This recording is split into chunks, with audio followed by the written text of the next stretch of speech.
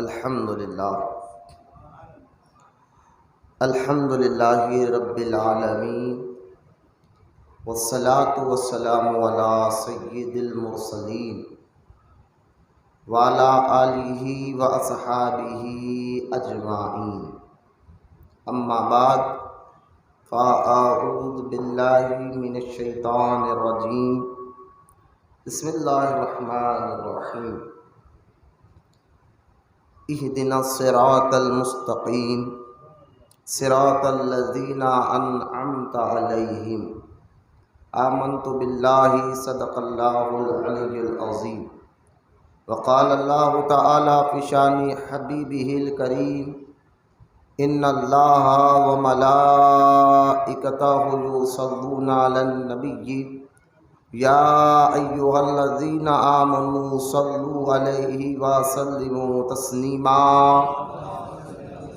اللہم صلی علی سیدنا و مولانا محمد معدن الجود والکرم وعلی آلہ وبارک وسلم، صلاۃ و سلام علیک یا رسول اللہ صلی اللہ تعالی علیہ وآلہ وصحبہ وسلم۔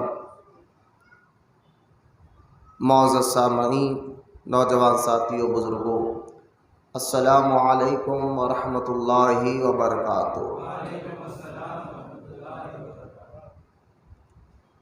ہمارا یہ خانقاہ محبوب اولیاء کا آج کا ہفتے واری اجتماع، جو ہمارا مقصد صرف اللہ کی رضا ہے اور مریدین کی تربیت، تاکہ مریدین کو پتہ چلے کہ اللہ راضی کیسے ہوتا ہے، یہ مقصد، اس کے علاوہ اور کوئی مقصد نہیں ہے، نہ انشاءاللہ رہے گا۔ نہ ہاتھ چمانا مقصد ہے، نہ پیر پڑانا مقصد ہے، مقصد صرف یہ بتانا ہے آپ کو کہ اللہ راضی کیسے ہوتا ہے۔ اور اس مقصد کے تحت آپ کو ہر اتوار جو ہے بلایا جا رہا ہے، انشاءاللہ آپ کا یہاں آنا بیٹھنا اللہ تعالیٰ اپنی بارگاہ میں قبول فرمائے، اور اولیاء اکرام کا فیض، ان کے فیض سے ہم سب کو مالا مال فرمائے۔ خانخواہوں کا کام یہی ہوتا تھا، غوث اعظم دستگیر رضی اللہ تعالیٰ عنہ کو ہفتے میں 3 مرتبہ اجتماع رکھتے تھے، یہ تو ہم 8 دن میں 1 مرتبہ رکھ رہے ہیں۔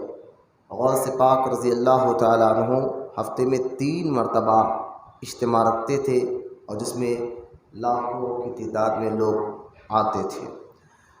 لہٰذا اب تو وہ دور رہا نہیں، لوگ مصروفیات بتاتے ہیں، لوگوں کو ٹائم نہیں ہے آنے کے لیے، اس لیے یہ آج کے دن پہلے سے چل رہا ہے۔ نظام الدین محبوب الہی رحمۃ اللہ تعالیٰ علیہ نے پہلے ہی فرمایا کہ آج کے دور میں بابا مرید بھی 2 قسم کے ہوتے ہیں، ایک رسمی مرید ہوتا ہے اور ایک حقیقی مرید ہوتا ہے۔ یہ جملہ آپ نے لکھا ہے، فرمایا ہے اپنی کتاب فوائد الفواد، جو نظام الدین محبوب الہی رحمۃ اللہ تعالیٰ علیہ کی بڑی مشہور کتاب ہے، ملفوظات اسے لکھے گئے۔ حضرت خواجہ حسن رحمۃ اللہ تعالیٰ علیہ، خواجہ نظام الدین اولیاء کے مرید و خلیفہ ہیں، انہوں نے یہ کتاب نظام الدین اولیاء کے سامنے بیٹھ کر لکھی ہے۔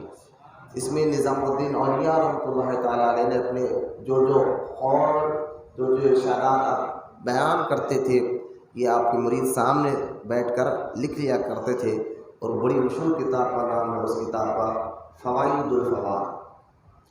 اس کتاب میں آپ نے فرمایا مرید بھی 2 قسم کے ہوتے ہیں، ایک حقیقی مرید ہوتا ہے، ایک رسمی مرید ہوتا ہے۔ رسمی طور پر تو آج تقریباً حقیقی مرید تو پتہ نہیں، رسمی مرید کا یہ حال ہو گیا ہے۔ اب تعجب یہ ہو رہا ہے، بولنے کے باوجود بھی، سمجھانے کے باوجود بھی یہ محسوس نہیں ہو رہا کہ یہ ہمیں بولا جا رہا، نہیں، اشارہ کر کر بولا جا رہا کہ یہ تمہاروں کو بول رہے، تو تعجب کی بات ہے۔ اس لیے علماء کہتے ہیں جب بھی تقریر اور بیان سننا ہو تو دل کے کان سے سنا ہو۔ پوچھا کہ حضور دل کو کان ہوتے ہیں؟ تو آپ فرماتے ہیں دل کے کان سے مراد جو سنا جائے اس پر عمل کریں گے، اس نیت کے ساتھ بیان سننا ہے، جو سنا جائے اس پہ عمل کریں گے. تو اگر آپ کی تھنک یہ ہے تو آپ کا یہ بیٹھنا فائدہ ہے، ورنہ ان کو بول رہے ان کو بول رہے تو پھر یہ سیدھا وہی ہوگا کہ ایک بہت بڑے بزرگ جو ہے نا کہا کہ مردے کو قبر سے نکالے اور کان میں لکڑی ڈال تو وہ ادھر سے گھسا اور ادھر سے نکلا، اور بزرگ نے فرمایا یہ جاتا تھا تقریروں میں لیکن ادھر سے سنتا تھا اور ادھر سے نکال دیتا تھا. تو یہ لوگوں کی آج زیادہ کیٹیگری نظر آئے گی آپ کو، ایسے لوگ زیادہ سے زیادہ آپ کو نظر آئیں گے. خیر اللہ ہم تمام کو کہنے سننے سے زیادہ عمل کی توفیق عطا فرمائے.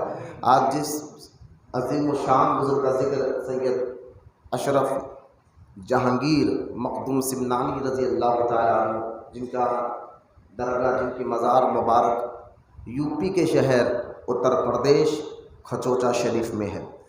جمعہ کے دن بھی میں نے یہاں پر بیان کیا حضرت کی سیرت مبارکہ پر. میں کوشش یہ کروں گا کہ آج کچھ ہٹ کر باتیں مریدین کو بتاؤں تاکہ ان کو ایمان اور عقیدہ بھی مضبوط ہو. حضرت جنید بغدادی رضی اللہ تعالیٰ عنہ فرماتے ہیں، جنید بغدادی رضی اللہ تعالیٰ عنہ، کہ اولیاء اللہ کا ذکر اللہ کے لشکروں میں سے ایک لشکر ہے. اولیاء اللہ کا ذکر اللہ کے لشکروں میں سے ایک لشکر ہے، جسے سننے سے بندے کا ایمان اور عقیدہ مضبوط ہوتا ہے، زندگی گزارنے کا طریقہ بھی سمجھ میں آ جاتا ہے. لیکن کیونکہ سامنے میرے طرف کیونکہ یہ مہینہ سفر کا مہینہ بھی ہے، اور یہ سفر کے مہینے میں بہت سے لوگ اس کو منحوس سمجھتے ہیں اور اس کے 13 تاریخ کو خاص طور پر 13 تیزی کا نام دیتے ہیں. دیکھیے ہمارا اسلام جو ہے ہمیں ہر چیز کا حل بتا دیا. اسلام کے مقابلے میں ضرور زمین پر اسلام کے علاوہ بھی اور مذہب ہے، لیکن وہ مذہب چلے نہیں. کیونکہ کچھ مذہبوں میں مکمل طور پر انسان کی کیفیت کا جو سامان ہونا چاہیے وہ نہیں ہے سوائے اسلام کے. اسلام وہ مذہب ہے جو انسان کو مکمل طور پر ان کی کیفیت اور اس کی سوچ، اس کی تھنک اور اس کی مزاج، اس کے ظاہر، اس کے باطن، اس کا روح، اس کا جسم، ہر طریقے پر اسلام جو ہے انسان کی رہنمائی کرتا ہے اور اس کی مدد کرتا ہے. یہ صرف مذہب اسلام ہی میں اللہ تعالیٰ نے یہ خوبی رکھی ہے، کیونکہ یہ مذہب اسلام کسی بندے کا بنا ہوا نہیں، رب کا بنا ہوا ہے. جیسا کہ ایک کارخانہ ہو اور کارخانے میں آپ کوئی چیز بناتے ہیں تو جس کا کارخانہ اس کو پتہ ہے کہ جو چیز میں بنا رہا ہوں اس میں کون سی چیز کتنی ملانا ہے. اگر فلاں چیز زیادہ ملاؤں گا تو یہ ٹیسٹ خراب ہو جائے گا، یہ فلاں ہو جائے گا. کہ کارخانہ آپ کا ہے تو آپ سے بہتر اس میں بننے والی چیزوں کے بارے میں اور کون جان سکتا ہے کہ کیا ملانا ہے کیا نہیں ملانا ہے. تو یہ مثال ذہن میں رکھے، اسی طرح ہم کو بنانے والا رب ہے، اور رب اس سے بہتر کوئی نہیں جانتا کہ ہمارے لیے کیا ضروری ہے اور کیا ضرور نہیں ہے. تو اسلام جیسا کہ دیکھیے آپ، ہمارا اسلام جو ہے ہمارے زندگیوں میں کبھی خوشی کے وقت بھی آتے ہیں، کبھی غم کے وقت بھی آتے ہیں، کبھی غصے کا بھی وقت آتا ہے، کبھی خوشی کا بھی وقت آتا ہے. تو اسلام غم میں کیا کرنا ہے، خوشی میں کیا کرنا ہے، دکھ میں کیا کرنا ہے، تکلیف میں کیا کرنا ہے، یہ ساری باتیں اللہ تعالیٰ نے حضور کے ذریعے ہمیں بتا دی. خوشی میں اتنے خوش نہ جاؤ کہ بے لگام ہو جائے، غم میں اتنا غم کا اظہار مت کرو کہ تمہارے دل سے اسلام چلے جائے. تو یہ تمہاری مزاج، کیونکہ ہم بندہ ہے، انسان کے فطرت ہے کہ کبھی خوشی کبھی غم آتا رہتا ہے، کبھی غم آتا ہے تو کبھی خوشی آتے ہیں. تو یہ بندے کی فطرت میں رکھا گیا ہے کہ جس طرح کھانا کھانا فطرت ہے. اگر اسلام آ کر یہ کہتا ہے کہ کھانا مت کھاؤ تو کون اسلام کو قبول کرتا؟ تو اسلام نے کہا کہ کھاؤ لیکن حلال کھاؤ. لہذا اسلام فطرت کو، آپ کی عادت کو مٹانے نہیں آیا، اس فطرت کو، عادت کو سیدھا راستہ بتانے کے لیے آیا ہے۔ لہٰذا آپ کے غم میں آپ کو کیا کرنا ہے، خوشی میں آپ کو کیا کرنا ہے، تکلیف کے وقت آپ کو کیا کرنا ہے، خوشی کے وقت آپ کو کیا کرنا ہے، یہ ساری باتیں اللہ تعالیٰ نے حضور کے ذریعے، قرآن پاک کے ذریعے ہمیں بتا دیا۔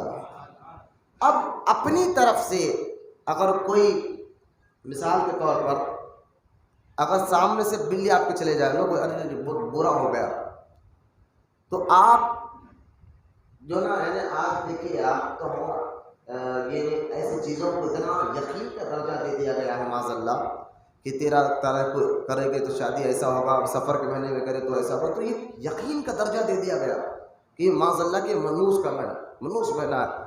تو وہ کہتے بھائی کس چیز کو یقین کا درجہ دینا ہے اور کس چیز کو نہیں دینا ہے، یہ آپ فیصلہ نہیں کر سکتے، یہ آپ اور ہم فیصلہ نہیں کر سکتے، اس کا فیصلہ اللہ اور اس کے رسول کو کر رہا ہے۔ یہ اپنی طرف سے کہ بلی نے رستہ کاٹ دیا، اب تو نقصان ہو کر ہی رہے گا، تو آپ کون ہوتے اپنی طرف سے یہ یقین کرنے والے؟ پہلے اگر بلی نے راستہ کاٹا بھی ہے تو آؤ پہلے قرآن سے پوچھو اور حدیث سے پوچھو کہ اگر بلی راستہ کاٹنے سے کچھ ہوتا ہے تو قرآن حدیث جواب میں کہ ایسا کچھ نہیں ہوتا۔ جب قرآن حدیث ایک بول رہا ہو اور آپ ایک طرف کی بات کر رہے ہو تو آپ مومن ہیں، آپ مسلمان ہیں، تو آپ کو یقین اپنی سوچ پر نہیں، اپنی تھنک پر نہیں رہنا چاہیے، آپ کا ایمان اور یقین اللہ اور اس کے رسول پر ہونا چاہیے۔ یہ باتیں آپ کو ذہن میں رکھنا ہوگا، تبھی آپ کی زندگی میں سکون آئے گا کہ کس چیز میں نحوست ہے اور کس چیز میں بھلائی ہے، یہ آپ اپنی طرف سے فیصلہ نہیں کر سکتے۔ اگر کوئی بڑے ہے، بہت لوگ آگے کہتے ہیں نہیں ہمارے بڑے کرتے ہوئے آئے، میں کہتا ہوں بڑے آپ کے کوئی عالم تھے، کوئی مفتی تھے، کیا کوئی علامہ تھے؟ بولے نہیں، بڑوں سے سنتے ہوئے آئے، اور یہ بڑے کو سننے والے کی بات جو آگے بولے ہمارے بڑوں سے کرتے ہوئے آ رہے ہیں نا، تو خالی ان کو بولو بخار آ جائے نا تو ہاسپٹل لے کے جاتا ہوگا، بڑوں سے جا کر پوچھ دوا کیا حال ہے۔ آپ کو معلوم ہے کہ بخار آنے پر ہاسپٹل جانا پڑتا ہے، دوا وہاں سے آپ لے رہے ہیں، تو اسی طرح کوئی دین کا مسئلہ یا کس چیز میں خرابی ہے، کس میں سے خرابی نہیں ہے، اس کا فیصلہ بڑے نہیں کریں گے، اللہ اور اس کے رسول نے کیا۔ اور ہمارا اسلام کامل اور اکمل ہے۔ اب قیامت تک جو دستور بن گیا ہے، جو قانون بن گیا ہے، اب اس میں کوئی جو ہے نا بڑھانے کی، اس میں ملاوٹ کرنے کی ضرورت بھی نہیں پڑے گی، کیونکہ اللہ تعالیٰ نے فرمایا اے محبوب ہم نے آپ پر دین کو مکمل کر دیا ہے۔ اب جو بھئی آپ سے بہتر اللہ جانتا ہے، اللہ کے بتانے سے رسول جانتے ہیں کہ ہمارے لیے کس چیز میں خرابی ہے اور کس چیز میں اچھائی ہے، کس چیز میں نحوست ہے، کس چیز میں جو ہے برکت ہے۔ تو یہ ساری باتیں کہ کن چیزوں میں رکھی گئی ہے، کن چیزوں میں نہیں رکھی گئی ہے، یہ اسلام نے، اللہ اور اس کے رسول نے ہمیں بتا دیا۔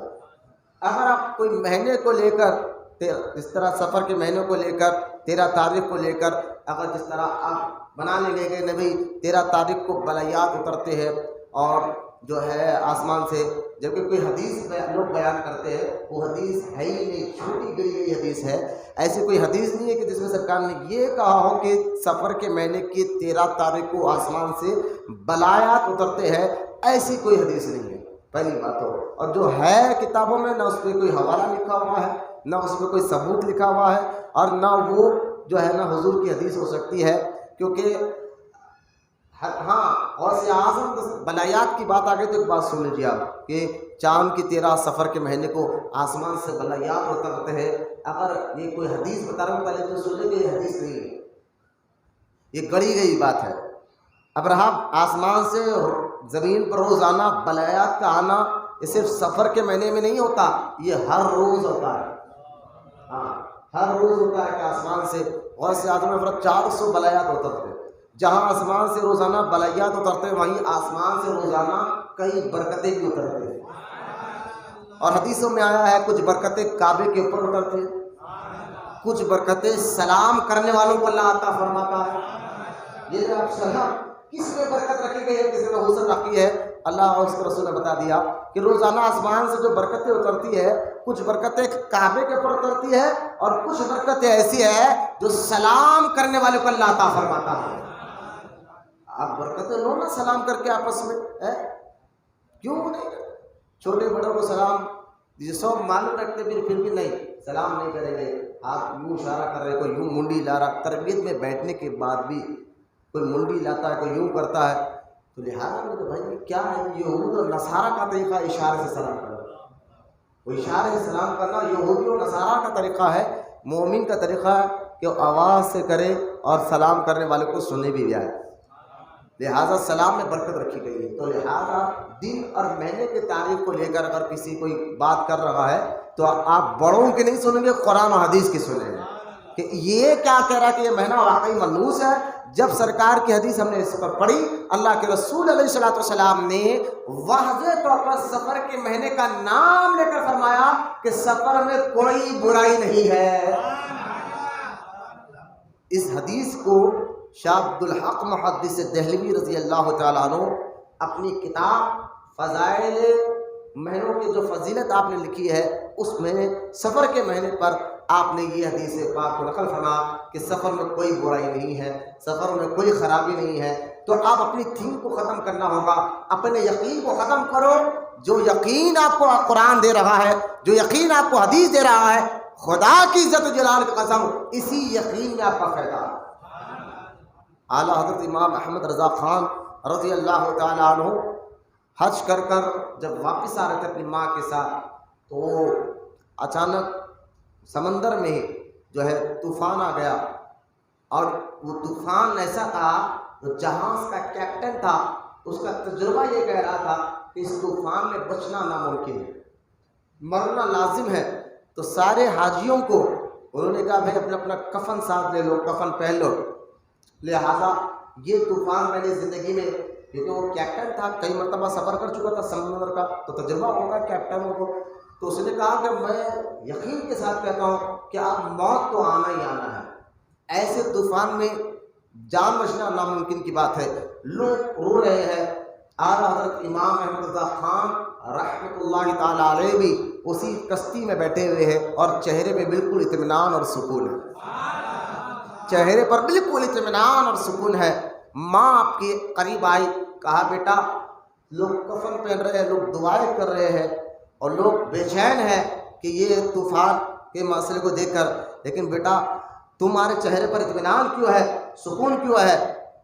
تو آپ نے فرمایا ماں آپ بھی اطمینان سے بیٹھے ہو, کچھ بھی نہیں ہوگا, کچھ ہونے والا نہیں ہے. کہا بیٹا یہ کیا کر رہے ہو؟ دیکھیں کیپٹن کہہ رہا ہے کہ طوفان آنا ہی آنا ہے, مجھے اپنی فکر نہیں ہے. ماں کہہ رہی ہے اعلیٰ حضرت کی مجھے اپنی فکر نہیں ہے, فکر آپ کی ہے, کیونکہ آپ کے ذریعے لاکھوں کروڑوں لوگوں کے دلوں کو اللہ منور کر رہا ہے, لوگوں کا ایمان اور عقیدہ آپ کے ذریعے اللہ محفوظ کر رہا ہے. لہٰذا مجھے فکر آپ کی ہے. تو اعلیٰ حضرت جس کے چہرے پر بالکل اطمینان تھا, نہ گھبراہٹ ہے, نہ بے چینی ہے, نہ کسی قسم کا کوئی بے چینی تلمنگیر کچھ نہیں ہے. تو اعلیٰ حضرت نے جب زبان کھول کر فرمایا مجان بات یہ ہے, کشتی میں سوار ہونے سے پہلے وہ حدیث پاک میں سرکار نے جو دعا کی تھی, جو یہ دعا پڑھ کر کشتی میں بیٹھے گا تو وہ کشتی نہیں ڈوبے گی. سبحان اللہ. اعلیٰ حضرت فرماتے ہیں ماں میں پڑھنے سے بیٹھنے سے پہلے وہ دعا پڑھ کر بیٹھا ہوں. طوفان غلط ہو سکتا ہے, مصطفیٰ جامع رحمت کی حدیث غلط نہیں ہو سکتے. یقین دیکھیں اللہ رسول پر, قرآن پر, حدیث پر. جب یقین ایسا پیدا کرو تو پھر دیکھا گیا اعلیٰ حضرت فرماتے ہیں کہ وہ طوفان اسی وقت تھوڑی دیر میں تھم گیا. جو کیپٹن کہہ رہا تھا کہ طوفان نہیں رک سکتا, موت ہر برابر ہے, لیکن وہاں یہ حدیث پر یقین نے اعلیٰ حضرت آپ کو بتا رہا.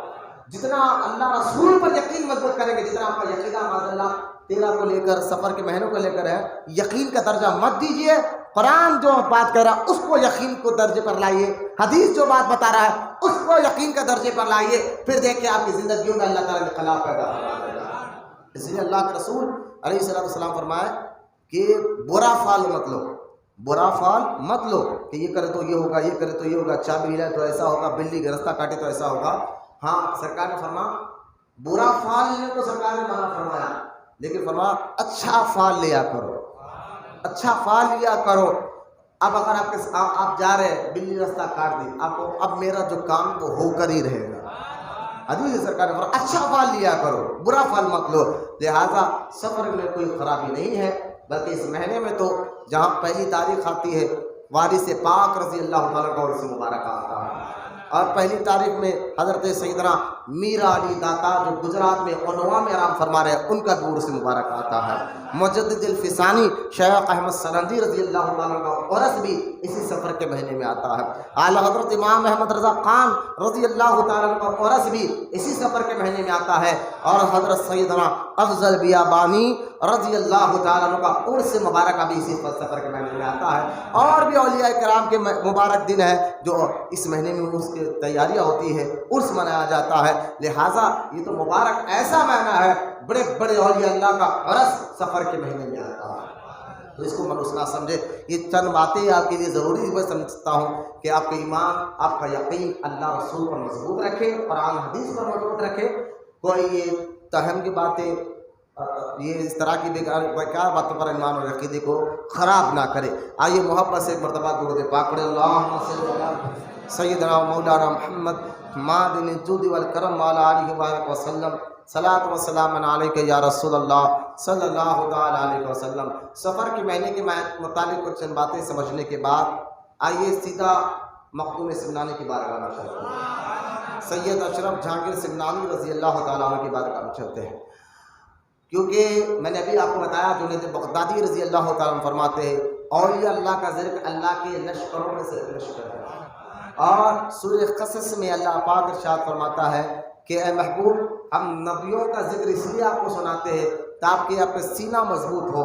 اس آیت کی تفسیر میں علماء نے بتایا اصل میں حضور کے ذریعے اللہ تعالیٰ قیامت تک کے آنے والے مسلمانوں کو یہ بات بتانے والا ہے، اللہ کے نیک اور محبوب بندوں کا ذکر سننے سے ایمان اور عقیدہ مضبوط ہوتا ہے، سینے میں طاقت آتی ہے، روح میں طاقت آتی ہے۔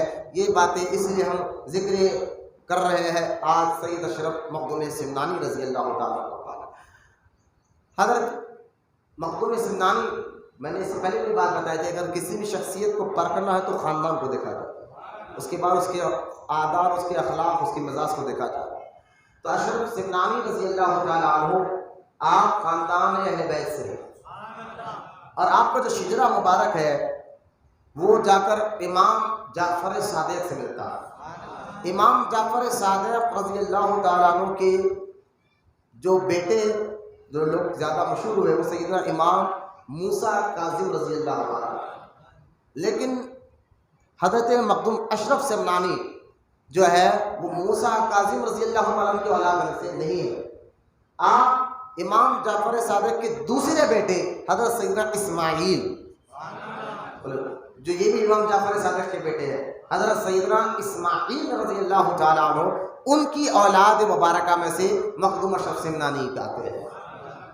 اور یہ تو خاندانی میں بتا رہا تھا کہ حضرت اسماعیل سے آپ کا شجرہ امام جعفر صادق سے مل جاتا ہے، اور امام جعفر صادق بیٹے ہیں امام محمد بن باقر کے، اور امام محمد بن باقر بیٹے ہیں امام زین العابدین کے، اور امام زین العابدین بیٹے ہیں امام حسین رضی اللہ تعالیٰ عنہ کے، اور وہ بیٹے مولا کائنات سید السادات علی مرتضیٰ رضی اللہ تعالیٰ عنہ کے۔ لہٰذا آپ اسماعیلی سید ہیں۔ سمنان اس لیے آپ کو کہا جاتا ہے، سمنانی اس لیے آپ کو کہا جاتا ہے کہ آپ کے والد حضرت مخدوم اشرف کے والد کا نام، ابا کا نام، ان کا بھی نام سید ابراہیم تھا، لوگ ان کو سلطان ابراہیم کے نام سے پکارتے۔ سمنان ایران کا ایک قبضہ ہے، ایک علاقہ ہے، اس کو سمنان کہا جاتا ہے، وہاں کے آپ کے والد بادشاہ تھے۔ سمنان کا وہ جو علاقہ تھا سلطان ابراہیم یعنی مخدوم اشرف کے والد صاحب وہاں کے بادشاہ تھے، راجہ تھے، اور آپ کی بادشاہات میں جو لوگ رہتے تھے رعایا وہ بڑے خوش تھے، کیونکہ حضرت مخدوم اشرف کے والد صاحب جہاں بادشاہ بھی تھے تو وہاں پر آپ بڑے نیک، پرہیزگار، اطاعت گزار، اللہ رسول کے فرما بردار ہوئے تھے۔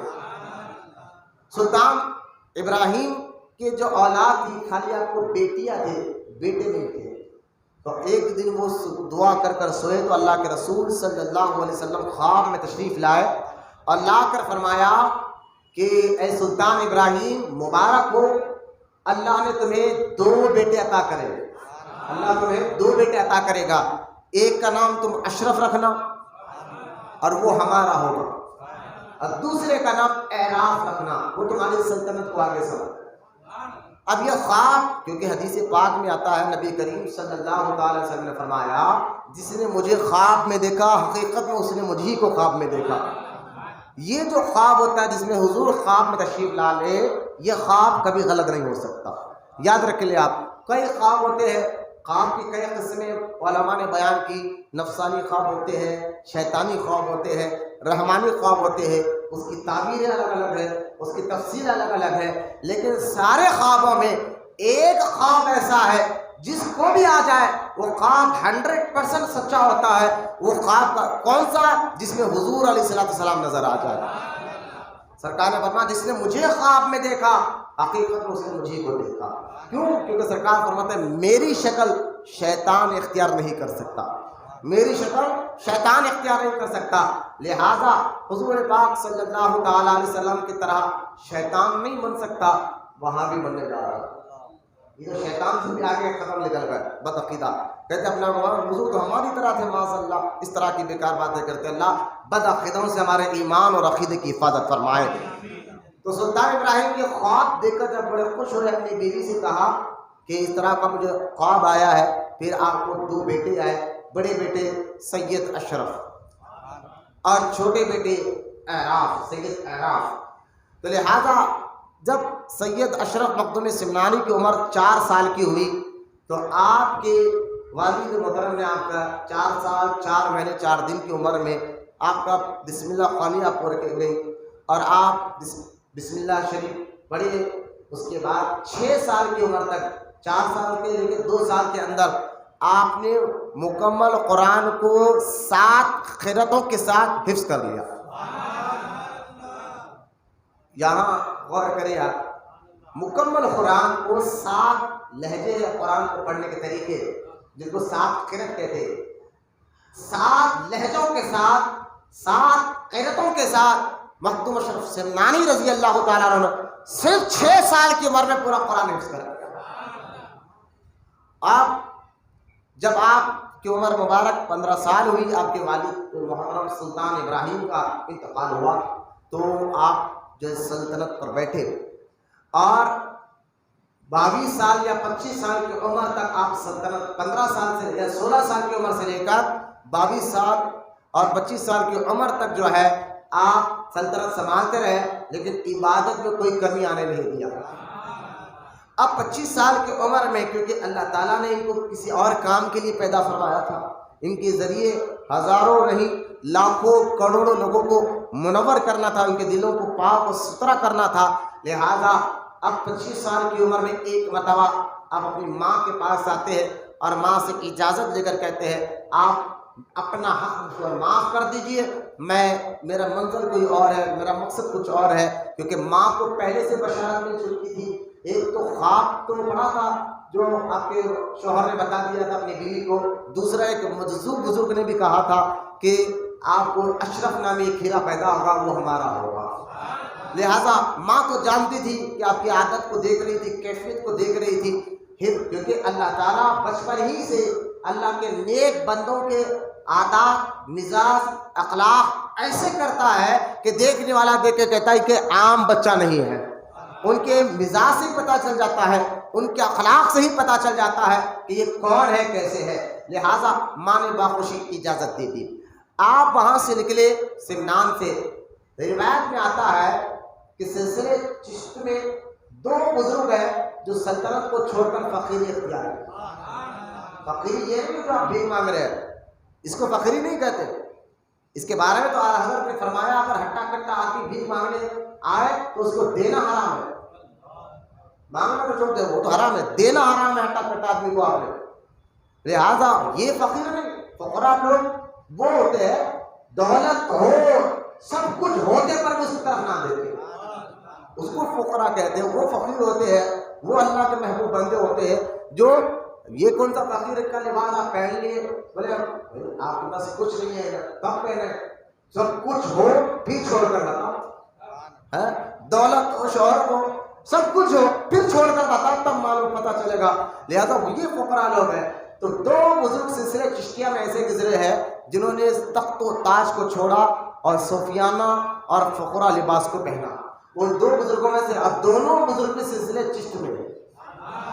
ایک تو حضرت سیدنا ابراہیم ادہم رضی اللہ تعالیٰ اور دوسرے حضرت سید اشرف مخدوم سمنانی رضی اللہ تعالیٰ، جنہوں نے تصوف کے لیے، طریقت کے لیے اور جو ہے شریعت کے لیے، دین کے لیے تخت و تاج کو چھوڑا ہے۔ اور کیوں نہ چھوڑ دے؟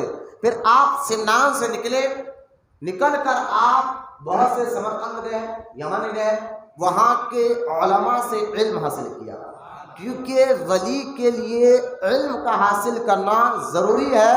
ولایت جو ہے اللہ تعالیٰ اہل علم کو دیتا ہے، جاہلوں کو نہیں دیتا۔ یہ طریقہ شروع سے آیا ہے۔ آپ غوث اعظم کی سیرت پڑھ کر دیکھیں، غریب نواز کی سیرت پڑھ کر دیکھیں، خواجہ بندہ نواز کی سیرت پڑھ کر دیکھیں، یہ ہے پیدائشی طور پر ولی، لیکن پہلے انہوں نے علم حاصل کیا، علم حاصل کیا ہے۔ غوث اعظم تو ماں پیٹ ولی پیدا ہوئے لیکن مدرسہ بھی جا رہے ہیں۔ پھر 18 سال کی عمر میں ماں سے اجازت لے کر غوث اعظم گیلان سے بغداد آ کر مدرسہ جامعہ نظامیہ میں داخلہ لے کر وہاں کئی دن بھوکے پیاسے فاقہ رہ کر غوث اعظم نے علم دین کو حاصل کیا۔ آپ سن کر حیران ہو گئے، غوث اعظم کو کئی دن بھوکا رہنا پڑتا تھا۔ آپ خود فرماتے ہیں جب بھوک مجھے برداشت نہیں ہوتی تھی تو میں جنگل کی طرف چلا جاتا اور وہاں جو پتے ملتے جنگلی اس کو کھا کر اپنے پیٹ کو آگ بجھا کرتا تھا۔ یہ غوث اعظم پھر کیوں یہ ساری تکلیفیں برداشت کر رہے تھے؟ علم حاصل کر رہے تھے۔ لہذا علم کے بغیر ولایت نہیں ملتی۔ اللہ جس کو ولایت دینا چاہتا ہے، ولایت کا معنی ہے اللہ کا قرب حاصل کرنا، اللہ کے قریب ہونا، تو ولایت اسی کو کہتے ہیں۔ تو علم کے بغیر ولایت نہیں مل سکتی، اللہ کا قرب نہیں مل سکتا۔ اس لیے مخدوم سمنانی، شیخ افسر جہانگیر سمنانی بھی فرماتے ہیں، لیکن میں اس سے پہلے اعلیٰ حضرت کا ایک قول پڑھنا چاہتا ہوں۔ اعلیٰ حضرت فرماتے ہیں ولایت کے لیے علم کا ہونا ضروری ہے۔ جس طرح بغیر عبادت علم سے مشکل ہے، علم حاصل کرو تبھی عبادت آسان ہوتی ہے۔ آپ دیکھیں کئی سے بوڑھے، میں نے اپنے نوجوان کو کیا بولوں، آج کے نوجوانوں کو، بوڑھوں کو میں نے دیکھا کہ ان کا نہ رکوع صحیح ہے نہ سجدہ صحیح ہے۔ ان کو پکڑ کے پوچھو تمہاری عمر 60 سال 70 سال ہو گئی ہے، ذرا آپ بتائیے کہ نماز میں کتنے فرائض ہیں؟ الا ماشاءاللہ، ہر ایک کی بات نہیں کر رہا ہوں، معلوم ہو گئے، ذرا ان کو پوچھیے واجبات کتنے ہیں، وضو کا طریقہ کیا ہے، غسل کا طریقہ کیا ہے؟ تو نوجوان تو ہے ہی دین سے دور، آج بوڑھے لوگوں کا بھی یہ حال ہو گیا ہے۔ لہٰذا سرکار کی حدیث پاک مجھے اکثر یاد آتی ہے، سرکار نے فرمایا تھا کہ قیامت کے قریب میری امت میں ایسے لوگ ہوں گے جن کی عمر 60 سال کی ہوگی، وہ نمازیں پڑھ رہے ہوں گے لیکن اللہ تعالیٰ ان کی نمازوں کو قبول نہیں فرمائے گا۔ پوچھا گیا یا رسول اللہ کیوں؟ اللہ کے رسول علیہ السلام سے نے فرمایا نہ ان کا رکوع صحیح ہوگا نہ ان کا سجدہ صحیح ہوگا۔ لہذا علم حاصل کرنے سے عبادت آسان ہوتی ہے، بغیر علم کے عبادت کرنا۔ غوث اعظم کو صدیق رضی اللہ تعالیٰ فرماتے ہیں جو عابد، یعنی عابد کہتے ہیں عبادت گزار کو۔ اعلیٰ حضرت نے اپنے ملفوظات میں یہ بات کو لکھا کہ غوث اعظم فرماتے ہیں کہ جو عابد ہو، عالم نہ ہو، جو عبادت گزار تو ہو لیکن علم اس کے پاس نہ ہو، جو عابد ہو اور عالم نہ ہو، ایسے کو شیطان جو ہے گلے میں پٹا ڈال کر اپنی مرضی سے جہاں چاہے وہاں پھراتا ہے۔ غور کریں، جاہل عابد کو شیطان جو ہے گلے میں، جیسا کتے کے گلے میں پٹا ڈالا جاتا ہے، اس طرح وہ گھماتا اور پھراتا ہے۔ اور حدیث پاک میں سرکار نے اس کی مثال میری پیاری ہے۔ سرکار فرماتے ہیں جو عابد اور عالم نہ ہو، بغیر علم کی عبادت کر رہا ہو، سرکار حدیث میں فرماتے ہیں اس کی مثال ایسی ہے جو گدھا ہے چکی کو لے کر پھر رہا ہے لیکن اس میں آٹا نہیں ہے، چکی لے کر پھر رہا، بڑی محنت کر رہا ہے لیکن آٹا اس کے اندر گر نہیں رہا کیونکہ ہے نہیں۔ تو لہٰذا یہی مثال جاہل عابد کی ہوگی، جو علم چھوڑ کر جو ہے عبادت نہ کرے وہ جاہل ہے۔ لہٰذا علم ہی ہے جو عبادت کو آسان کرتا ہے۔ پھر حدیث پاک میں بھی آیا ہے کہ ہر روز عصر کے بعد شیطان جو ہے، جیسا کہ دیکھیے آپ علم نہ ہو تو شیطان کس طرح کی حرکتیں کراتا ہے۔ حدیث پاک میں آتا ہے کہ شیطان روزانہ عصر کے بعد سمندر کے اوپر تخت پر بیٹھتا ہے۔ تو ایک بزرگ کے بارے میں آیا ہے کہ وہ روز خدا کا دیدار کرتے تھے، وہ بزرگ تھے تو علم نہیں تھا، تھے عبادت گزار، لیکن علم نہیں تھا۔ تو جب ان کے بارے میں یہ معلوم ہوا تو جنید بغدادی کے دور میں یہ تھے، تو جنید بغدادی رضی اللہ تعالیٰ عنہ کے پاس آئے، آ کے لوگوں نے کہا حضور ایک آدمی ہے جو یہ کہتا ہے کہ اس کو روز اللہ کا دیدار ہوتا، روز اللہ کو دیکھتا، اگر اس کو وہ عالم ہوتا، عبادت گزار کے ساتھ عالم بھی ہوتا تو اس کو یہ پتہ چلتا کہ جاگتے ہوئے اللہ کو دیکھنا یہ صرف حضور کا خاصہ ہے، ہمارے آقا علیہ السلام کا خاصہ جو معراج کی رات سرکار نے جاگتے ہوئے اللہ کو دیکھا ہے۔ بندہ اللہ کو جاگتے ہوئے نہیں دیکھ سکتا، ہاں خواب میں دیکھ سکتا، ہاں، لیکن وہ دعویٰ کر رہے تھے کہ میں روزانہ اللہ کو دیکھتا ہوں، سجدہ کرتا ہوں۔ جنید بغدادی بلا کر پوچھا تم کہاں دیکھتے ہو؟ بولے سمندر کے پاس ایک تخت اترتا ہے، وہاں معاذ اللہ کر بیٹھتا ہے، میں اس کو دیکھ کر سجدہ کر لیتا ہوں۔ اب یہ حدیث دیکھ کے سرکار نے کیا فرمایا کہ شیطان جو ہے روزانہ سمندر پر تخت کر بیٹھتا ہے۔ اب جنید بغدادی نے فرمایا نادام، اللہ کا دیدار کرنا یہ حضور کے ذات مبارک کے لیے خاص ہے، جاگتے ہوئے خواب میں بندہ وہ دیدار کر سکتا ہے، وہ تو جو دیکھ رہا ہے وہ شیطان ہے، ابلیس ہے۔ لاہور پڑھ کر دیکھ، جب اس نے لاہور پڑھ کر دیکھا تو وہ سارا دھواں دھواں ہو گیا، وہ اتنا چیخ مارے، کیونکہ طلب میں اللہ کی طلب میں سچے تھے۔ جب تک آپ کے اندر طلب پیدا نہ ہو تو سچائی نہیں آ سکتی۔ بھائی آپ کو پیاس کی طلب ہو تبھی تو آپ پانی پیجیے نا، تو تب اللہ کی طلب آپ کو ہونا، رسول کی طلب، تب آپ کو دین حاصل کرنا، علم حاصل کرنا بہت آسان ہو جائے گا۔ لہذا وہ تھے تو جاہل لیکن اللہ کی طلب میں سچے تھے۔ جب ان کو معلوم ہوا کہ تو شیطان میں ساتھ کھیل رہا تھا، کپڑے پھاڑے، ٹاٹ کا لباس پہنا اور جنگلوں میں چلے گئے۔ لہذا بغیر علم کے شیطان ایسا بھٹکاتا ہے۔ اس لیے کہ اگر کوئی جاہل آدمی اللہ کو حاصل کرنا یعنی رب کو راضی کرنا چاہتا ہے، اس کو کہا گیا وَكُونُوا مَعَ الصَّادِقِينَ، سچوں کے ساتھ جڑے رہو، اہل علم کے ساتھ جڑے رہو، ان کی صحبت میں رہا کرو۔ حضرت علی بن حیتی رضی اللہ تعالیٰ عنہ، آپ کون جانتے؟ علی بن حیتی یہ غوث اعظم کے خلیفہ ہے۔ علی بن حیتی رضی اللہ تعالیٰ غوث اعظم کے یہ خلیفہ ہے، مرید اور خلیفہ ہے۔ تو علی بن حیتی نے اپنے ایک مرید کو مجاہدے کے لیے بٹھایا اور کہا کہ تم یہ مجاہدے میں بیٹھو۔ رمضان مبارک کا مہینہ تھا، وہ چھلنے کے لیے بیٹھے۔ 27 رمضان یعنی 27 روزے کو وہ مرید جو مراقبے میں بیٹھے تھے، مجاہدے میں بیٹھے تھے، رونا شروع کر دیا۔ اور جب رونا شروع کر دیا تو پوچھا گیا کیوں روتا ہے؟ تو مرشد نے پوچھا روتا کیوں ہے؟ بولے حضور میں آنکھ بند کروں تو مجھے نور ہی نور دکھ رہا، اور میں چاہتا ہوں یہ شب قدر ہے، خدا کا نور ہے، میں اس کو سجدہ کروں، لیکن سینے سے لے کر میری طرف دیکھے، سینے سے لے کر حلق تک مجھے یوں محسوس ہو رہا ہے کوئی مجھے لکڑی گاڑی ہوئی ہے، ایک قلعہ گاڑا ہوا ہے جو میرے سر کو جھکنے نہیں دے رہا، سر کو جھکنے نہیں دے رہا ہے۔ تو علی بن حیتی نے فرمایا وہ قلعہ میں نے تیرے سینے میں رکھا، اور فرمایا وہ نور نہیں ہے، وہ شیطان حرکت ہے جو تیرے عقیدے کو، کیونکہ اہل علم تھے نا، جانتے وہ تجھے بھٹکانا چاہتا ہے۔ تو مرید کہتا حضور اس کی ثبوت کیا ہے؟ تو آپ نے فرمایا ایک کام کر، آنکھ بند کر اور ہاتھ یوں کرے اور لاہور پڑھتے ہوئے سمیٹ دے۔ تو وہ آنکھ بند کر لاہور پڑھتے ہاتھ سمٹے، جب یوں پکڑا تو ہاتھ میں شیطان آ گیا اور چیخ لگا حضور چھوڑ دیجیے، حضور چھوڑ دیجیے، حضور چھوڑ دیجیے۔ تب سمجھ میں آیا یہ شیطانی ولولے ہے۔ تو لہٰذا یہ راہ ایسی ہے کہ کب شیطان نور لا کر آپ کو بھٹکا دے آپ کو پتہ نہیں چلتا۔ علم جہاں تصوف شریعت سے ہٹ کر کام کر رہا ہو، طریقت کی کوئی بات شریعت سے ہٹ کر کوئی مسئلہ بتا رہا ہو، سمجھ جانا یہ رحمان کی طرف سے نہیں ہے، یہ شیطان کی طرف سے ہوتا ہے۔ اور جہاں طریقت شریعت سے میاج کھاتی ہے، سمجھ جانا یہی طریقت ہے اور یہی معرفت کی منزل ہے،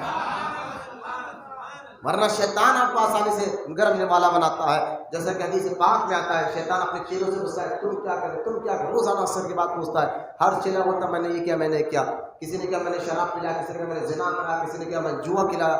ایک شیطان کا چیلا بولا میں نے ایک بندے کو علم حاصل کرنے سے روکا، تو شیطان اٹھا اس کو سینے سے لگا، شاباشی دینے لگا۔ پورے چیلے بولے ہم تو شراب پلائے، زنا کرائے، قتل کرائے، ہمیں شاباشی نہیں، اور اس کو شاباشی۔ فرمایا اس نے کام ہی ایسا کیا ہے کہ ایک بچے کو علم حاصل کرنے سے روکا ہے، اور اس کا کیا معاملہ ہے؟ تو شیطان ہوتا چلو میرے ساتھ۔ فجر کے بعد ایک عبادت گزار عابد تھے، عالم نہیں تھے، نمازیں تو پڑھ رہے تھے، جی بہت سے ایسے لوگوں کو دیکھیے نماز کو پوچھو مت، میں نے دیکھا ایسے لوگ کتنے سال سے نماز پڑھو، کئی سال سے پہلے صف کے مصلی ہیں، لیکن ان کو دیکھو نہ وضو کا طریقہ ہے نہ غسل کا طریقہ ہے، سجدے میں کتنی ہڈیاں ٹکنا فرض ہے ان کو پتہ نہیں۔ پھر جناب 5 سال سے 10 سال سے پہلی سب کے مصلی بنے ہوئے. اللہ اکبر. بغیر علم کے اللہ عبادت کو قبول نہیں فرماتا. جو لوگ یہ کہتے ہیں نا اللہ معاف کر دیتا, نا, یہ حدیث پاک میں سرکار نے فرمایا کہ تمہارے اوپر علم کا حاصل کرنا فرض عین ہے. یعنی ہر ایک کو عالم بننا, حافظ بننا ضروری نہیں ہے, لیکن اتنا علم حاصل کرنا ضروری ہے اس کو پتہ چل جائے کہ حلال کیا ہے اور حرام کیا ہے, صحیح کیا ہے اور غلط کیا ہے. لہٰذا جو بچوں کو میں بار بار اس لیے کہتا ہوں میں اپنے مریدوں کو کہ تم لوگ طریقہ سیکھو, وضو کا, غسل کا. اگر جو طریقے آپ سیکھے گئے اس سمجھ نہیں آ رہا, پوچھو وہ آپ سے, یہ علم ہے اسی کے ذریعے. ورنہ اتنی عبادتیں اتنے سال سے کر رہے ہیں, آپ کو پتہ ہی نہیں, قبول نہ ہو تو فائدہ کیا ہے. لہٰذا عبادت سیکھ کر کی جاتی ہے, دیکھ کر نہیں کیا جاتا. عبادت کو سیکھنا پڑتا ہے, یہ ذہن میں رکھو. کتنی بھی عمر ہے, سرکار کے حدیث پاک ہے, سرکار نے فرمایا علم حاصل کرو مہد سے لے کر لحد تک. مہد کہتے ہیں جھولے کو, لحد کہتے ہیں قبر کو. سرکار فرماتے ہیں علم حاصل کرنے کی کوئی عمر نہیں ہے, مہد سے لے کر لحد تک علم حاصل کرتے رہو. لہذا کوئی معلومات نہیں ہے پوچھ لینا, کوئی شرم کی بات نہیں ہے. اللہ قرآن میں فرما رہا ہے اے لوگوں علم نہ ہو تو اہل علم سے پوچھو, اہل علم سے پوچھو. تو اہل علم کو بتانے کو نہیں دے رہا ہے اللہ پاک کہ تم بتاؤ لوگوں کو, بلکہ لوگوں کو کہہ رہا ہے ان سے پوچھو. تو آپ پوچھیں گے تبھی علم حاصل کریں گے. آپ کا کام پوچھنا ہے. میں آپ کا ایکو, آپ کا تکبر, آپ کا اڑپنا, آپ کا میں وہ ہوں, میں یہ ہوں, میں وہ ہوں, میں ان سے کیوں پوچھوں, میں ایسا کروں. تو جب تک یہ میں رہے گا نا تو شیطان آپ کے ساتھ کھیل, گلے میں پٹا ڈال کر تو کیا پوچھتا رہے بھائی, تو اتنا بڑا آدمی ہے, ان لوگ ان سے کیوں پوچھتا. سمجھ جاؤ شیطان کھیل رہا, وسوسے ڈال رہا تمہیں, کیونکہ وسوسے ڈالنے والا شیطان بھی ہوتا ہے, انسان بھی ہوتا ہے, جس میں اللہ قرآن میں فرماتا ہے من الجنۃ والناس. اللہ کی پناہ مانگو وسوسے ڈالنے والے شیطان سے, وسوسے ڈالنے والے انسانوں سے. لہٰذا علم حاصل کرو, اس کے بعد عبادت کرو, اللہ آپ کی عبادت کو آسان فرما دے گا. اور یہ تجربہ بھی رہا, جو اہل علم ہوتے ہیں نا وہ علم حاصل کرنے کے بعد عبادت کرتا تو عبادت بہت آسان ہو جاتی ہے, بہت آسان ہو جاتی ہے دین پر عمل کرنا. لہٰذا شیطان نے فرمایا دیکھو یہ بندہ ایک بچے کو علم حاصل کرنے سے روکا. اور اس کی مثال دیتا ہوں. شیطان صبح صبح فجر سے پہلے مسجد کے باہر کھڑ گیا, انسانی شکل میں مسجد کے باہر کھڑ گیا, اور کھڑ کر ایک عابد جا رہے تھے نماز کے لیے. عالم نہیں تھے, صرف عابد تھے, عبادت گزار تھے, ان کو پتہ نہیں تھا. تو کہا خیرے عابد صاحب ایک سوال کرنے, بولے جلدی بولو.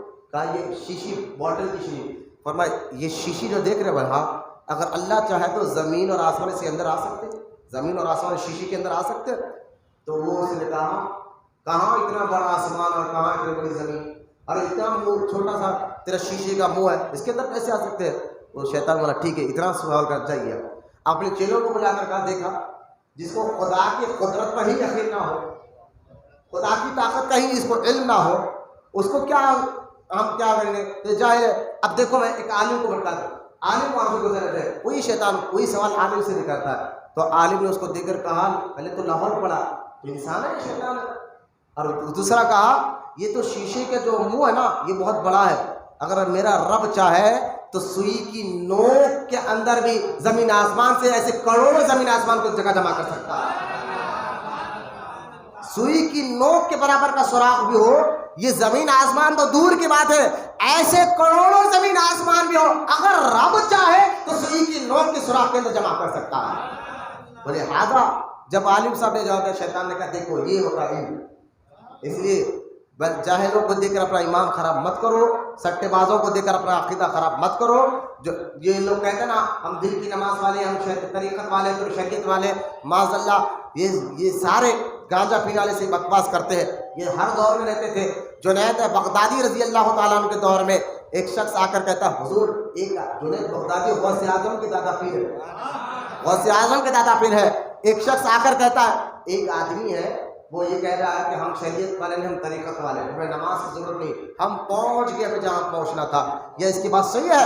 جنید بغدادی جلال میں کھڑے ہو جاتے, فرماتے ہاں وہ سچ کہتا ہے, وہ پہنچ گیا اس کو جہاں پہنچنا تھا, لیکن وہ رب تک نہیں پہنچا, دوزخ تک پہنچا. وہ رب تک نہیں پہنچا, دوزخ تک پہنچا ہے. پھر جنید بغدادی فرماتے اگر اللہ مجھے 200 سال کی عمر دے, فرض سنت تو دور کی بات ہے, جنید نفل بھی نہیں چھوڑے گا. فرض اور سنت تو دور کی بات ہے, یہ غوث اعظم کے دادا پیر کہہ رہے ہیں, جن کے دربار سے ولایت بٹتی ہے, جن کے دربار سے ولایت بڑھتی ہے، وہ جنید بغدادی بتا رہے ہیں۔ اس لیے اعلیٰ حضرت فرماتے ہیں اگر کوئی فقیر شریعت کے خلاف کام کرے، شریعت کے بغیر طریقت مل ہی نہیں سکتی۔ اور اس کی مثال اعلیٰ حضرت نے بڑی پیاری دی۔ اعلیٰ حضرت فرماتے ہیں یوں سمجھو شریعت غذا ہے، شریعت کیا ہے؟ غذا، اور طریقت طاقت ہے۔ تو بغیر غذا کھا کے طاقت کہاں سے آئے گی؟ اگر شریعت کو چھوڑیں گے تو طاقت آئے گی کہاں سے؟ یعنی شریعت کو چھوڑیں گے تو طریقت ملے گی کہاں سے؟ پھر اعلیٰ حضرت ایک اور مثال کا فرماتے تو سنو، شریعت جو ہے نا آنکھ ہے، شریعت کیا ہے؟ آنکھ، اور روشنی طریقت ہے، روشنی طریقت ہے۔ اگر شریعت ہی کو چھوڑیں گے یعنی آنکھ ہی نہیں رہی تو روشنی کہاں کی؟ آنکھ ہی نہ ہو تو روشنی کہاں کی؟ اعلیٰ حضرت فرماتے ہیں شریعت آنکھ ہے اور اس کی روشنی طریقت ہے۔ یوں سمجھو کہ شریعت غذا ہے اور اس کی طاقت جو ہے طریقت ہے۔ تو بغیر غذا کے طاقت نہیں آ سکتی، بغیر آپ کے روشنی نہیں آ سکتی، اسی طرح بغیر شریعت کے طریقت نہیں مل سکتی۔ یہ ساری باتیں اس لیے ہر ولی کو دیکھے پہلے انہوں نے علم حاصل کیا۔ حضرت مخدوم سمنانی کی بات سمجھانے کے لیے مجھے اتنے دور سے لانا پڑا۔ یہ وہ باتیں میں نے جمعہ میں نہیں بولا جو آج آپ کو سمجھا رہا ہوں، جمعہ میں نے یہ ساری باتیں ڈیٹیل پہ وقت میں نہیں تھا، اس لیے میں نے یہ ساری باتیں کہا بھی نہیں جو آج آپ کو سمجھانے کی کوشش کر رہا ہوں کہ علم کتنا ضروری ہے، علم کے بغیر عبادت مکمل نہیں۔ اور جو اہل علم ہوتا ہے وہی نبیوں کے وارث بنتے ہیں، وہی نبیوں کے وارث بنتے ہیں۔ اللہ ایسوں کو وراثت کا نبیوں کا عالم بناتا ہے، وارث بناتا ہے۔ لہذا حضرت مخدوم اشرف سمنانی کئی علم حاصل کر کر آپ جو ہے پاکستان کا علاقہ ہے اچ شریف، اچ الف پر پیش اور اچ شریف آج بھی ہے، وہاں آپ کی ملاقات ہوئی مخدوم اشرف سمنانی کی، ابھی مرید بنے یہاں پہنچے تو آپ کی ملاقات ہوئی حضرت سید اشرف مخدوم سمنانی کی ملاقات مخدوم جہانیہ جہاں گشت رحمۃ اللہ تعالیٰ علیہ سے۔ مخدوم جہانیہ جہاں گشت رحمۃ اللہ تعالیٰ علیہ کے بارے میں نے اس مسجد میں بولا تھا کہ آپ مخدوم جہانیہ جہاں گشت رحمۃ اللہ تعالیٰ علیہ، آپ کے مریدوں میں کئی ہزار خطب ہیں، مریدوں میں مرید آپ کے خطب کے درجے پر، اور ایک دو ہزاروں کی تعداد، یہاں تک کہ آتا ہے کہ آپ کے مریدوں میں کئی ہزار غوث ہے۔ مخدوم جہانیہ جہاں گشت رحمۃ اللہ تعالیٰ علیہ ان سے ملاقات، اور آپ 3 دن ان کی صحبت میں رہے فیض، اور 3 دن فرما مخدوم جہانیہ جا کر فرما بیٹا اشرف تمہارا حصہ جو ہے نا وہ پنڈوا میں، پنڈوا بنگال جو ویسٹ بنگال ہے، کلکتہ بنگال کا ایک علاقہ پانڈوا شریف، وہاں آپ کی پیر و مرشد کی مزار تھی۔ آپ کو بھی پاکستان کا ایک علاقہ ابھی موجودہ پاکستان تو انڈیا کا حصہ تھا وہ اچ شریف میں آپ ہے، تو آپ 3 دن رہے، فرمایا 3 دن تو ہمارے ساتھ رہو، اس کے بعد ہم تمہیں پانڈوا جانا ہے۔ اور تینوں دن رات میں خاص حجرے میں مخدوم اشرف کو بلایا کرتے تھے مخدوم جہانیہ جہاں گشت۔ آپ فرماتے ہیں کہ ایک مرتبہ میں پیر کے بلانے، حضرت کے بلانے پر ان کے حجرے میں گیا، خاص کمرے میں، تو میں نے دیکھا کہ ان کے جسم کے ٹکڑے ٹکڑے، ہاتھ الگ ہے، پیر الگ ہے، آنکھیں الگ ہے، کان الگ ہے، ہر ٹکڑے سے ذکر الہی کی آواز آتی ہے۔ اور حضرت مخدوم اشرف فرماتے میں اس کیفیت کو دیکھتا رہا، پھر اچانک کچھ ہی لمحوں میں آپ کا جسم جڑ گیا، اور جڑ کر فرمایا بیٹا اشرف یہ فیض بھی تمہیں دینا تھا، اصل میں یہ خاص رب کی تجلی ہم پر ہوتی ہے جس کی وجہ سے یہ کیفیت آ جاتی ہے، یہ راز آ جاتا ہے۔ یہ تصوف کی بات ہے، اس لیے میں آپ کو بتا رہا ہوں جب رب کی خاص تجلی کسی بندے پر کرتی ہے نا تو یہ کیفیت پیدا ہوتی ہے۔ پھر آپ دوسرے دن فرمایا دوسرے دن رات میں آنا، دوسرے دن رات میں پھر آئے تو آپ نے دیکھا کہ سید مخدوم جہانیہ جہاں گشت رحمۃ اللہ تعالیٰ علیہ اتنے موٹے ہو گئے کہ آپ کا جسم اتنا پھیلا کہ پورا حجرہ تو حجرہ کھڑکی کے باہر آپ کا جسم نکلنا شروع ہو، جیسے پھوکا ملتا ہے پھوکا، اس طرح آپ کا جسم کھولنے لگا۔ آپ فرماتے مخدوم اشرف میں دیکھ کر حیران ہو گیا، اس کے بعد پھر آپ کا جسم نارمل آیا۔ فرمایا اشرف یہ بھی رب کی ایک تجلی ہمارے پر آتی ہے، جو جب آتی ہے نا تو ایک کیفیت بدل جاتی ہے، یہ بھی تمہیں نوازنا تھا، یہ بھی میں نے نواز دیا۔ اب تیسری رات کو آنا، تیسری رات کو مخدوم اشرف سمنانی پھر جاتے ہیں، پھر مخدوم جہانیہ جہاں گشت رحمۃ اللہ تعالیٰ عنہ فرماتے ہیں مخدوم آنکھیں بند کرو اور کچھ دیر کے بعد کھولو۔ جب کھولتے ہیں تو مخدوم اشرف سمنانی فرماتے ہیں میں نے دیکھا کہ مخدوم جہانیہ جہاں گشت رحمۃ اللہ تعالیٰ کا چہرہ سورج سے زیادہ چمک رہا تھا، سورج سے زیادہ روشنی آپ کے جسم پر تھی، چہرے پہ آپ درشم تھی۔ آپ فرماتے ہیں میں ڈر گیا کہ اس روشنی میں مجھے کچھ نہ ہو جائے، میں حجرے کے باہر آ گیا، آپ نے پھر آواز دے کر کہا اشرف اندر آؤ۔ جب میں اندر گیا تو آپ نارمل مزاج میں بیٹھے تھے۔ کہا اشرف یہ بھی رب کی ایک تجلی تھی جو تجھے دکھانا تھا، تجھے نوازنا تھا۔ بولے محمد سے سبحان اللہ۔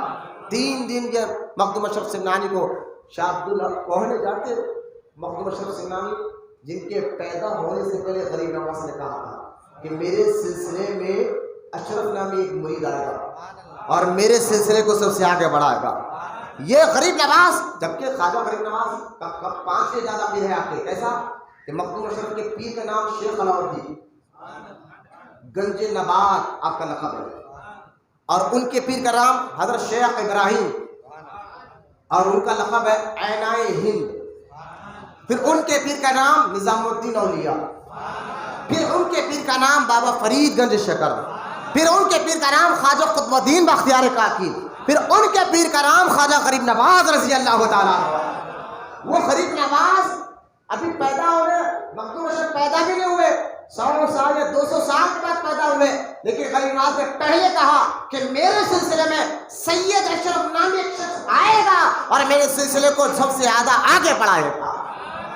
یہ مخدوم اشرف جن کے غریب نواز پیدا ہونے سے پہلے بشارت دے رہے ہیں، وہ مخدوم اشرف سمنانی جن کے بارے میں شاہ عبدالحق محدث دہلوی رضی اللہ تعالیٰ عنہ اپنی کتاب اخبار الاخیار میں فرماتے ہیں، سنو سید اشرف مخدوم سمنانی کے نام میں اللہ نے ایسا اثر رکھا ہے، شاہ کوئی اور نہیں، شاہ عبدالحق محدث دہلوی کہہ رہے ہیں، اتنے بڑے پائے کے بزرگ کہہ رہے ہیں کہ سید اشرف مخدوم سمنانی کے نام میں اللہ نے ایسا اثر رکھا ہے، جن کے آنکھ پر جن ہو، شیطان ہو، جادو ہو، نام لے لے اللہ ان کے وسیلے سے شفا عطا فرما دے گا۔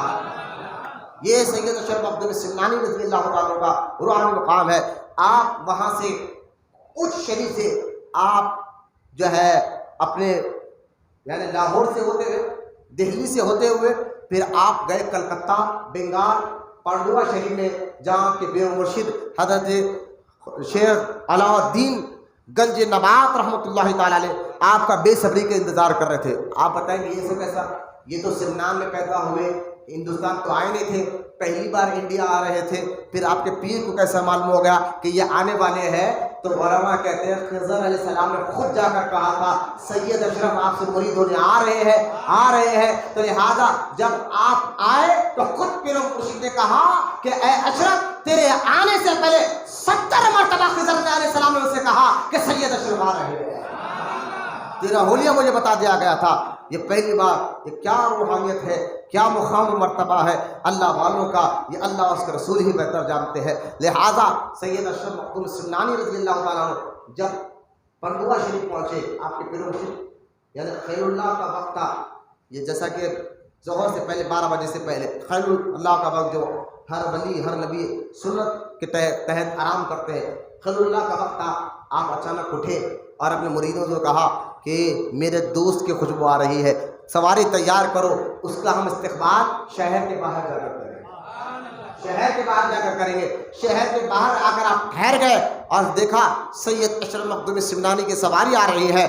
آپ نے اپنے مرید سے کہا دیکھو وہی اشرف ہے جس کا ہم انتظار کر رہے ہیں۔ گئے جا کر مرید معلوم کیا اس قافلے میں آئے، آ کر کہا ہاں حضور وہی سید اشرف ہے، وہی سید زادے ہے جس کا آپ بے صبری سے 2 سال سے انتظار کر رہے تھے، 2 سال سے انتظار کر رہے تھے۔ ادھر آئے اور دونوں پیر مرید ملتے ہیں، ملاقات کرنا تھا، سینے سے لگا کر کہتے ہیں سید اشرف آپ کے لیے میں نے سواری لایا ہے۔ وہ سید زادے بھی تھے اور پیر کا ادب بھی تھا۔ آپ نے کہا حضور میں آپ کے ساتھ سواری میں بیٹھوں، یہ میری اوقات نہیں ہے، کیونکہ یہی مخدوم سمنانی فرماتے ہیں کہ تصوف کیا ہے۔ مخدوم سمنانی فرماتے ہیں تصوف ہے کیا؟ تو سید اشرف مخدوم سمنانی فرماتے ہیں تصوف پورا کا پورا ادب ہے۔ تصوف پورا کا پورا ادب ہے، لہذا جتنا ادب کرو گے اللہ اتنا درجات آپ کے بلند کر دے گا۔ اس لیے مخدوم اشرف سمنانی رحمۃ اللہ تعالیٰ علیہ راستے سے جا رہے کتے کو دیکھا اور کھڑے ہو گیا ادب سے، کہا حضور کیا ہوا؟ کہا اسی کلر کے کتے کو میں نے اپنے پیر کی خانقاہ کے باہر دیکھا تھا۔ یہ بزرگان دین نے ادب کر کر بتایا ہے، لیکن مرشد کا حکم تو حکم ہوتا ہے۔ کہا نہیں میرے ساتھ آپ کو بیٹھنا ہوگا، یہ کچھ راز کی بات ہے۔ آپ بیٹھ گئے، لیکن جیسے ہی خانقاہ کے قریب سواری پہنچی آپ سواری سے چھلانگ مار کر نیچے اتر گئے۔ اور وہاں سے پیدل چلنے لگے. جب خانقاہ پہنچے آپ کو مرید بنایا گیا اور مرید بنا کر خلافت بھی دی گئی. اور حضرت مخدوم علاء الدین گنج نبات رحمۃ اللہ تعالیٰ کی عادت تھی، جو بھی آپ کا مرید بنتا نا، مرید بننے کے بعد اس سے بہت سخت کام لیتے تھے.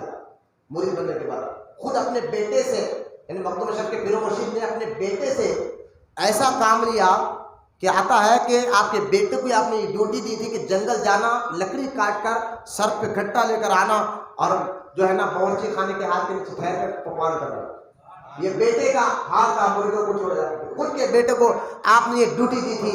اور یہاں تک کہ آپ نے اپنے بیٹے کو یہ بھی ڈیوٹی دی تھی کہ ضعیف لوگ جو پانی سیننے کے لیے آتے ہیں نا، بچہ ہوتا ہے جب جہاں کنواں آپ نے دیکھا، کنویں کے بعد تھوڑا جگہ کچی ہوتی ہے تو ضعیف لوگ پھسل جاتے ہیں. تو مخدوم اشرف فرماتے ہیں میرے پیر نے اپنے بیٹے کو یہ ڈیوٹی دی تھی کہ تم ضعیف لوگوں کے لیے گھڑا لو، خود پانی سینو، ان کو سوکھے میں کھڑا کرو، وہاں سے سین کر گھڑا وہاں تک پہنچاؤ. یہ آپ نے اپنے بیٹے سے سخت مجاہدہ لیا. تو مخدوم اشرف سمنانی جب مرید ہوئے خلافت میں لگئے، کہا حضور میرے لائق بھی کوئی کام، میرے لائق بھی کوئی کام ہے، فوراً حکم دیجئے. تو آپ نے فرمایا کہ سید ہم آپ کو کوئی کام نہیں دے سکتے، کام اس سے لیا جاتا ہے جس کا دل ناپاک ہو، جس کا دل میلا ہو، اس کے دل کو دھونے کے لیے کام دیا جاتا ہے. ارے اشرف تم تو صاف لے کر دل لے کر آئے ہو، پاک کو ستھرا دل لے کر آئے ہو، ہم آپ سے کام کیسے لے سکتے ہیں؟ لیکن پھر بھی سید اشرف مخدوم سمنانی نے یہ ڈیوٹی اپنے ذمہ لی تھی کہ وہ روز خانقاہ کی جھاڑو مارا کرے. ارے بولو یار سبحان اللہ. یہ کام خانقاہ کا کام کرنا کوئی یہ اکڑ نکال. کئی باتیں ہیں، میں نے بار بار کہا، خوش نصیب ہے جو لوگ یہ خانقاہ کام اللہ رسول کی خاطر اللہ کی رضا کے لیے کر رہے ہیں. لہٰذا مخدوم اشرف سمنانی رضی اللہ تعالیٰ عنہ کو 2 سال رکھا گیا ساتھ میں، اور رکھ کر ایک مرتبہ آپ نے وہاں سے فرمایا کہ اب جاؤ، اور اپنے پیر سے اجازت لے کر پھر آپ بغداد گئے، فلسطین گئے، یمن گئے، بڑے بڑے جگہ آپ تشریف لے کر گئے. اور جہاں پر بھی آپ جاتے اللہ کی عزت و جلال کا قسم آپ کے فیضان سے ہزاروں نہیں لاکھوں غیر مسلموں نے اسلام کو دیا.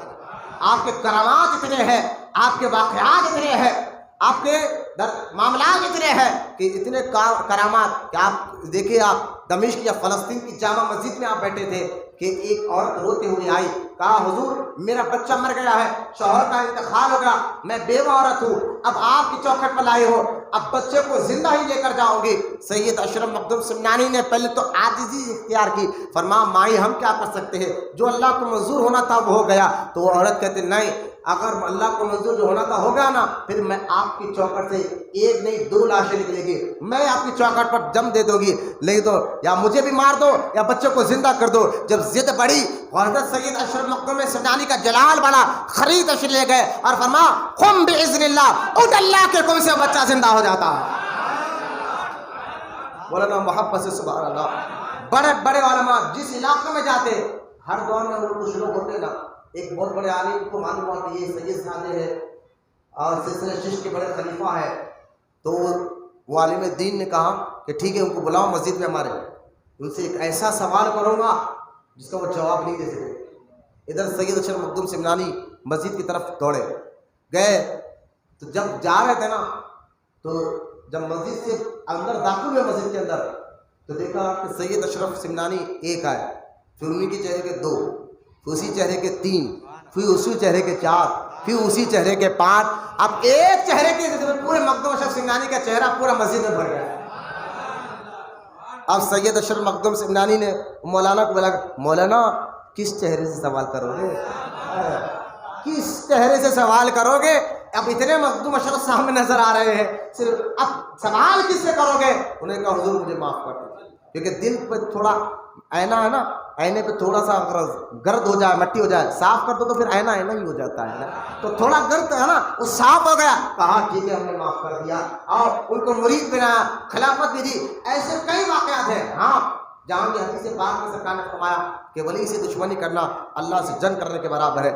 آپ جہاں روح آباد جہاں کا مزار ہے، بہت ایک کھیلا کون تھا جنگل کا، آپ جمعہ پڑھنے کے لیے شہر میں جاتے تھے، تو جب جمعہ پڑھنے کے لیے شہر میں جاتے تو وہاں کا جو قاضی، وہاں کا جو مولوی تھا، وہ آپ سے بڑا حسد رکھتا تھا، جلس رکھتا تھا، اور اتنی باتیں کرتا تھا. پہلے تو اس کی باتوں پہ آپ نے اگنور کیا، معاف کیا، لیکن اچانک جب حد سے زیادہ گستاخی کرنے لگا تو آپ نے فرمایا کہ تیری زبان باہر لٹکے گی. اتنا کہنا تھا اس کی زبان اسی وقت باہر لٹکنا شروع ہو. اور اس کی ماں، بوڑھی ماں، ہانپتے کانپتے دوڑتے حضرت کے قدموں میں گر گئی. فرمایا حضور معاف کر دیجئے، بیٹا جو ہے بڑا گستاخ ہے، بے ادب ہے، میرے خاطر میں بوڑھی ماں ہو، میرے خاطر معاف کر دے. تو مخدوم سمنانی نے فرمایا ماں، جو تیر نشانے پہ لگنا تھا لگ گیا، جو لگنا تھا لگ گیا. رہا اس کی زبان جو لٹک رہی ہے، میں تو زبان تو ٹھیک ہو جائے گی لیکن ابھی کبھی بولے گا نہیں، اور کبھی بولے گا نہیں. اور اس گاؤں میں مخدوم اشرف فرماتے ہیں اس گاؤں میں ایک سید کی بیعت بھی کی گئی ہے اور ایک ولی کی بیعت بھی کی گئی ہے. سید اشرف مخدوم سمنانی جلال میں کہتے ہیں اب قیامت تک اس گاؤں میں کوئی عالم پیدا نہیں ہوگا.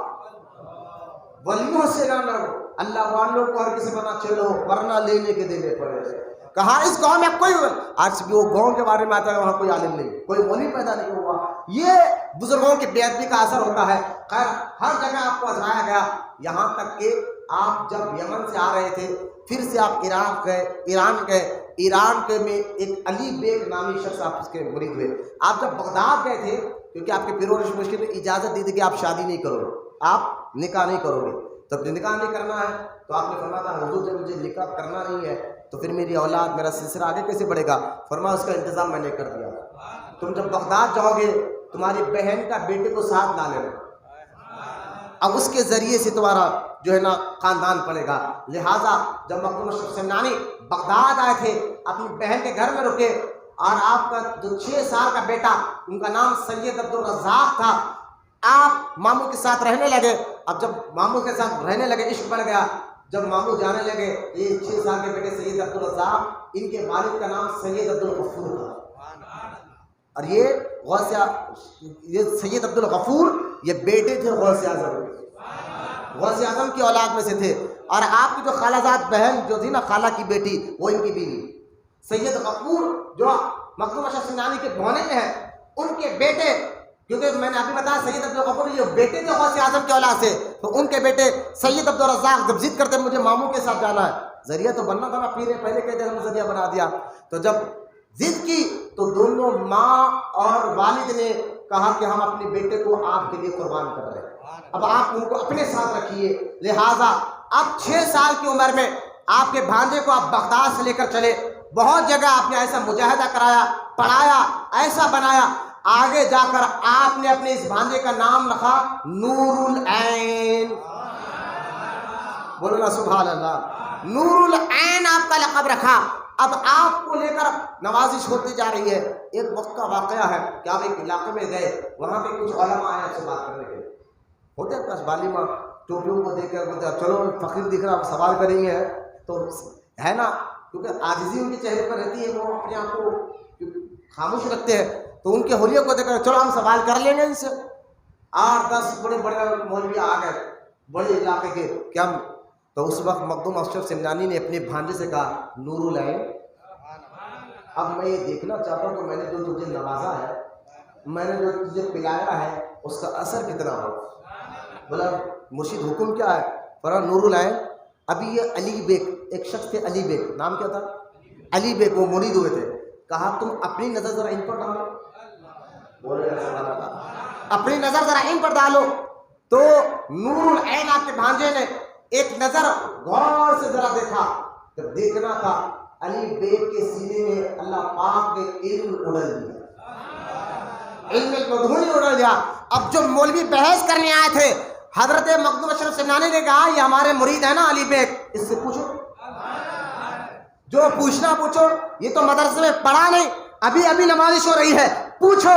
بڑے بڑے علماء نے علی بیگ سے جب سوالات کیے توحید کے بارے میں، وحدت الوجود کے بارے میں، ایسے باریک سوالات کرے، لیکن نور العین نے نظر ڈال کر پلایا تھا تو ان علماء کو ایسا جواب علی بیگ نے دیا، سارے علماء کی آواز بند ہو گئی. اسی لیے کہنے والے نے کیا خوب کہا، تو نے پی کتابوں سے، میں نے پی نگاہوں سے، فرق ہے بہت آتا تیرے میرے پینے میں. بولنا محبت سے سبحان اللہ. یہ میرے سرکار ہے مخدوم اشرف سمنانی. آپ پورے جہاں کا دورہ کرتے کرتے کرتے پھر پیر کی یاد آئی. پھر آپ پنڈوا شریف جانے لگے. تو پنڈوا جانا ہے کلکتہ، تو راستے میں بہار بھی لگتا. بہار کے ایک بہت بڑے بزرگ حضرت شرف الدین یحییٰ منیری رحمۃ اللہ، اور ان کے بارے میں آتا اگر کسی کو فسق کی بیماری آئے، دورے آئے، تو کام میں ان کا نام لے کر پھونکو، دورے کم ہو جاتے. شرف الدین یحییٰ منیری رحمۃ اللہ تعالیٰ علیہ سلسلہ فردوسیہ کے بانی ہیں. میں انشاءاللہ بتاؤں گا. لہٰذا اب یہ کبھی ملے نہیں تھے مخدوم اشرف سے، لیکن جانا تھا مخدوم اشرف اپنے پیر سے ملنے. تو آپ اپنے مریدوں کو شرف الدین یحییٰ منیری کہتے دیکھو میں جا رہا ہوں، میرا انتقال ہوگا، لیکن جنازہ تو نہیں پڑا. حضور بہت بڑا لیکن سید آ رہا ہے، نام سید اشرف ہے، وہ پنڈوا جا رہا ہے لیکن یہاں سے جائے گا، اس کو رکانا اور میرا جنازہ وہیں سے پڑھانا. آپ یہ کہہ کر وصیت کر کے انتقال کر گئے. اسی وقت آپ کا قافلہ آیا، مریدوں نے آپ کو روکا، سارے وصیت پیر کی سنائی، آپ گئے اور سید شرف الدین یحییٰ منیری بہار میں نالندہ میں آج ان کی مزار مبارک ہے. سید شرف الدین یحییٰ منیری رحمۃ اللہ تعالیٰ علیہ. اور بہار کے لوگ کہتے ہیں یہ ہمارے لیے اجمیر ہے. دعائیں اتنی قبول ہوتی ہے آج بھی. اتنے بڑے پائے کے بزرگ وصیت کرتے ہیں میرا جنازہ مخدوم اشرف پڑھائے گا، میرا جنازہ مخدوم اشرف سمنانی پڑھائے گا. لہٰذا مریدوں نے وصیت سنائی، آپ آئے اور آپ کا جنازہ پڑھایا، تدفین کر دیا. تدفین کر کے ہٹے، اچانک مخدوم اشرف جو ہے یحییٰ منیری کا ہاتھ خبر سے باہر آ گیا. اب لوگ مرید پریشان ہے، تو مخدوم اشرف نے آنکھ بند کر بات کی اور کہا سنو تمہارے پیر کہہ رہے ہیں کوئی تبرکات تھا تو جو تمہیں وصیت کی تھی وہ خبر میں رکھنے کی، تم نے رکھے نہیں. بولے ہاں ایک ٹوپی تھی، پیر نے کہا تھا خبر کے اندر رکھنا، کہا لاؤ ٹوپی. وہ ٹوپی لایا گیا، مخدوم اشرف سے نانے کے ہاتھ میں ہاتھ رکھا، وہ خبر میں ہاتھ چلا گیا. مولانا محمد سے سبحان اللہ. یہ اللہ والوں کو یوں نہ سمجھو ان کا علم، ان کا تقوی، ان کی پرہیزگاری یہ تصوف ہے کیا. آج سعودی کہتے ہیں تصوف کچھ بھی نہیں ہے، طریقت کچھ بھی نہیں ہے. میں کہتا ہوں ان کو تم نے دیکھا کہاں ہے، طریقت والوں کو سمجھا کہاں ہے.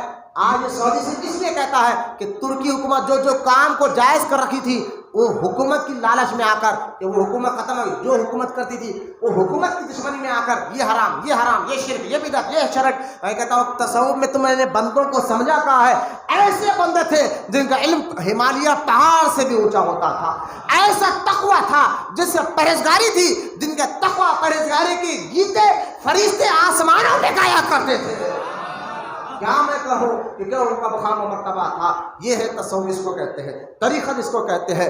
آپ پھر نالندہ بہار سے پیر و مرشد کی خانقاہ میں گئے، پھر کئی دن پیر و مرشد کی صحبت میں رہے.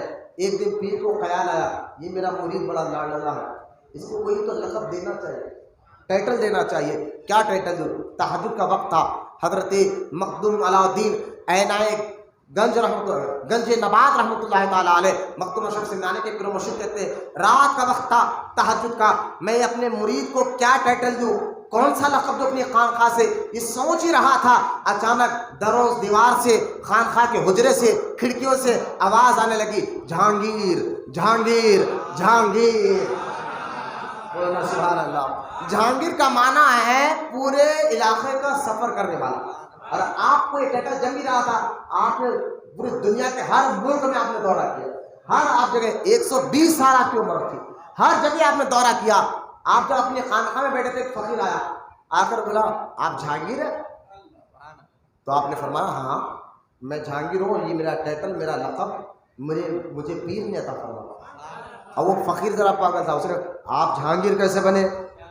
ارے بھائی جہانگیر آپ بن بھی تھے کیونکہ آپ واقعی پوری دنیا کا سفر کر رہا ہے. یہ نام ٹائٹل جم نہیں رہا تھا، غلط کیا تھا اس میں؟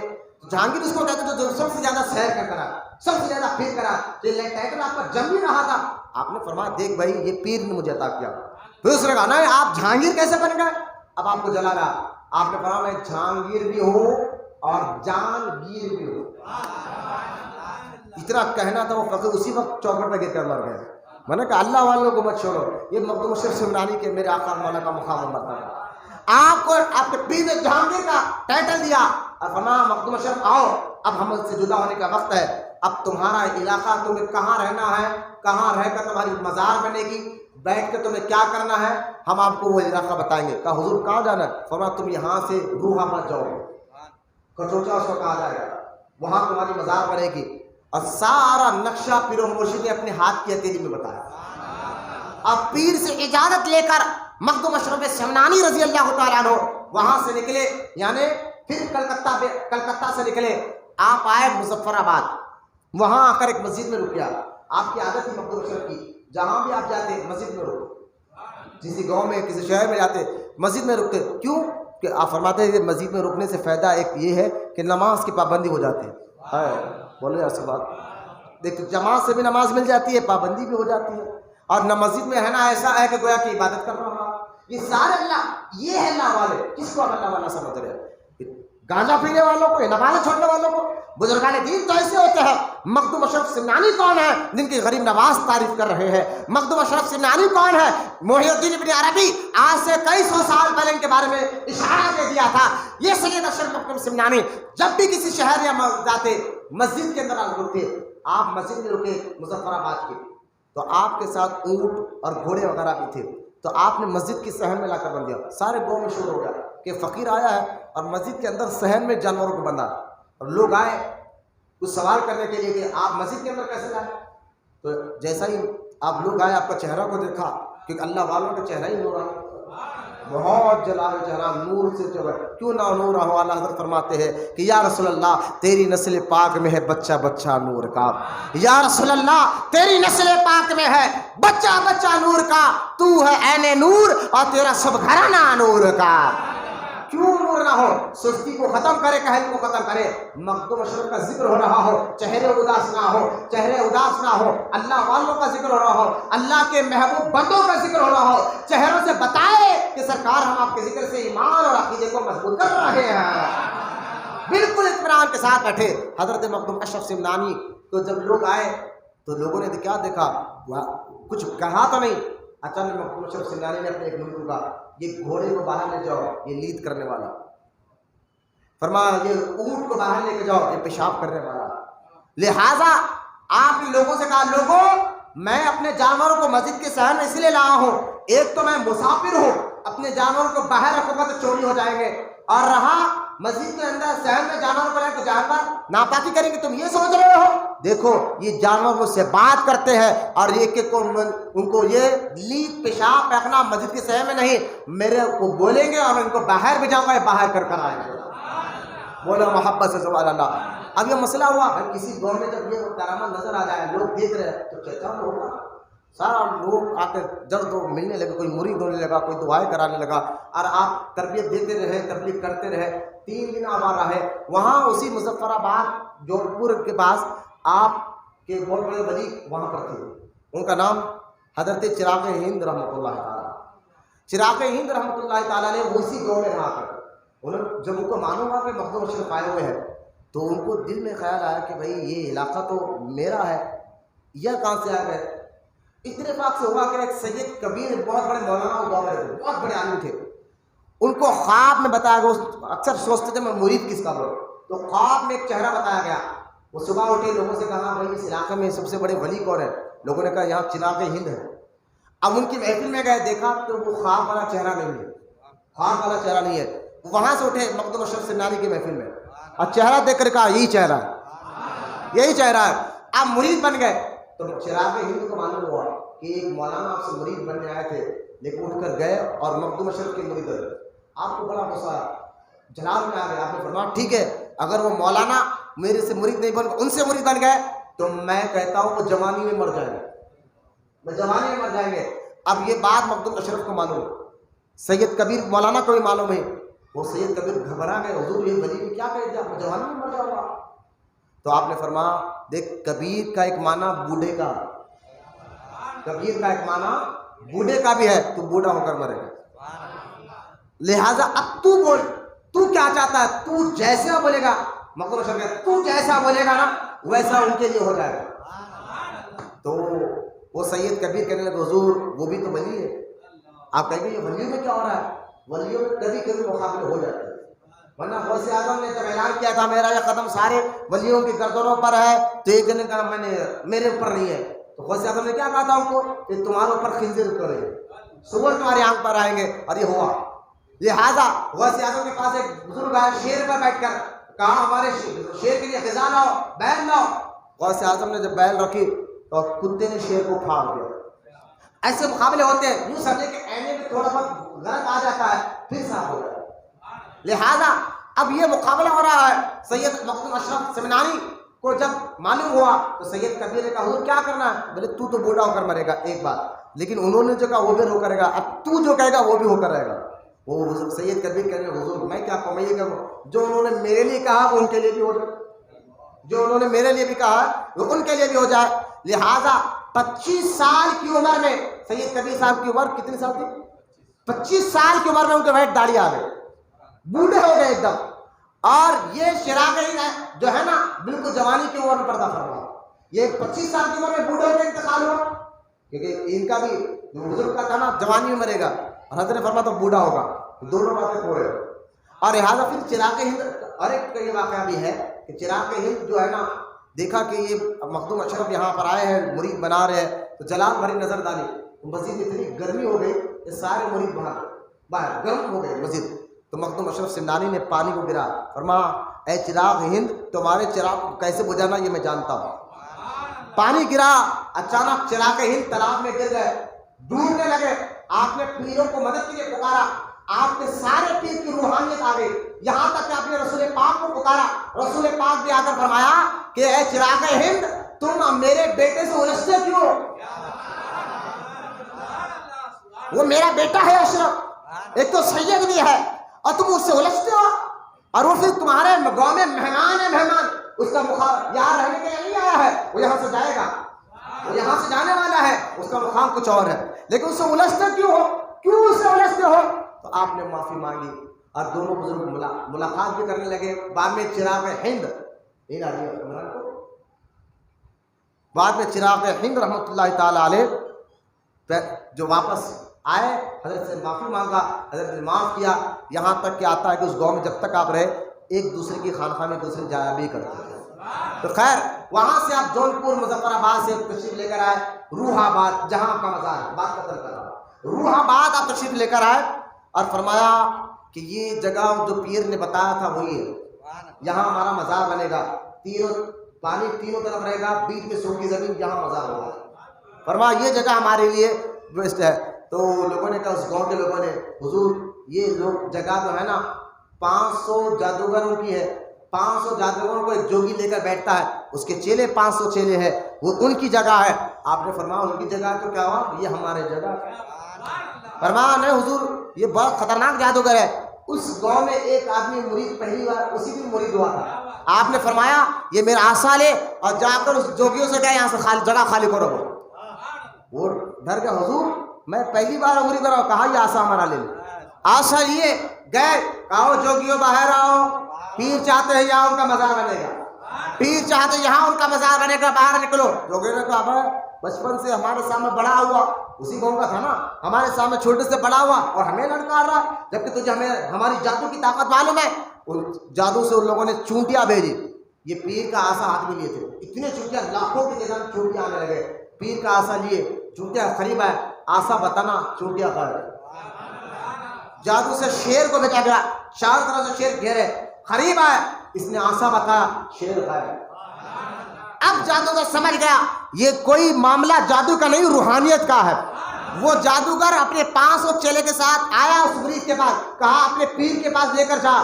جب پیر کے پاس جا، سید اشرف مخدوم سمنانی کا چہرہ دیکھتا ہے، کہا حضور ہاتھ بڑھائیے، جس کا چہرہ اتنا نورانی ہو اس کا مذہب کتنا سچا ہوگا۔ وہ 500 چیلوں کے ساتھ وہ جادوگر اسلام قبول کر مسلمان ہو جاتا ہے۔ مولانا محبت سے سوال آتا ہے، یہ میرے آقا مخدوم اشرف سمنانی کہ کتنا فیض ہے، فلسطین ہے، یمن ہے، بغداد ہے، عراق ہے، ایران ہے، سمنان ہے، خدوچہ شریف ہے، اور یہاں تک کہ آپ اچ شریف ہے، ملتان ہے، دہلی ہے، کلکتہ ہے، بہار ہے، ہر علاقے میں آج بھی آپ کے مریدین موجود ہیں، آپ نے جو مرید کیا۔ لہٰذا اب وہاں سے تشریف لے کر پھر وہاں آپ کا فیض جاری تھا۔ ایک دن ایک مرید آپ کے سامنے بیٹھ کر سوچنے لگا کہ اللہ والے اگر جانور پر نظر ڈالے تو اللہ جانوروں پر بھی اثر ڈال دیتا ہے۔ آج بھی کوئی ایسا ولی ہوگا؟ نظر میں اثر ہوتا ہے، نظر میں کیوں؟ حدیث پاک میں سرکار نے فرمایا مومن کی نگاہ سے ڈرو وہ اللہ کے نور سے دیکھتا۔ اور آسان کر کے بتاؤ، نظر پتھر کو 2 ٹکڑے کر دیتی ہے، یہ بلا سرکار کی حدیث ہے۔ بد نظری کا اثر ہوتا ہے، سرکار نے فرمایا بد نظری سے پتھر کے 2 ٹکڑے ہو جاتے ہیں، یہ حدیث ہے۔ سرکار نے فرمایا پیٹ میں درد ہوتا ہے، سرکار یہاں تک کہتے ہیں بد نظری لگ جائے تو بندہ خبر تک پہنچ جاتا ہے، جب بری نظر میں اثر ہے تو اچھی نظر میں، بولنا سبحان اللہ، جب بری نظر میں اثر رکھا گیا ہے، یہ میں نے تو دیکھا حدیث پاک کے تحت سرکار نے فرمایا کہ نظر سے پتھر کے 2 ٹکڑے ہو جاتے ہیں، ایک گھنٹہ ہوا تھا پتھر بچھا کر، ایک نے آ کر کتنا اچھا پتھر دکھ رہا، بیچ میں سے پتھر پڑا ہوا، میں نے کئی بار دیکھا یہ منظر کو، میں وہ حدیث یاد کر لیا کہ سرکار نے فرمایا نظر پتھر کو 2 ٹکڑے کر دیتی ہے۔ میں کہتا ہوں جب بری نظر میں اللہ اثر رکھتا ہے تو اچھوں کی نظر میں کرنا آسان ہوگا۔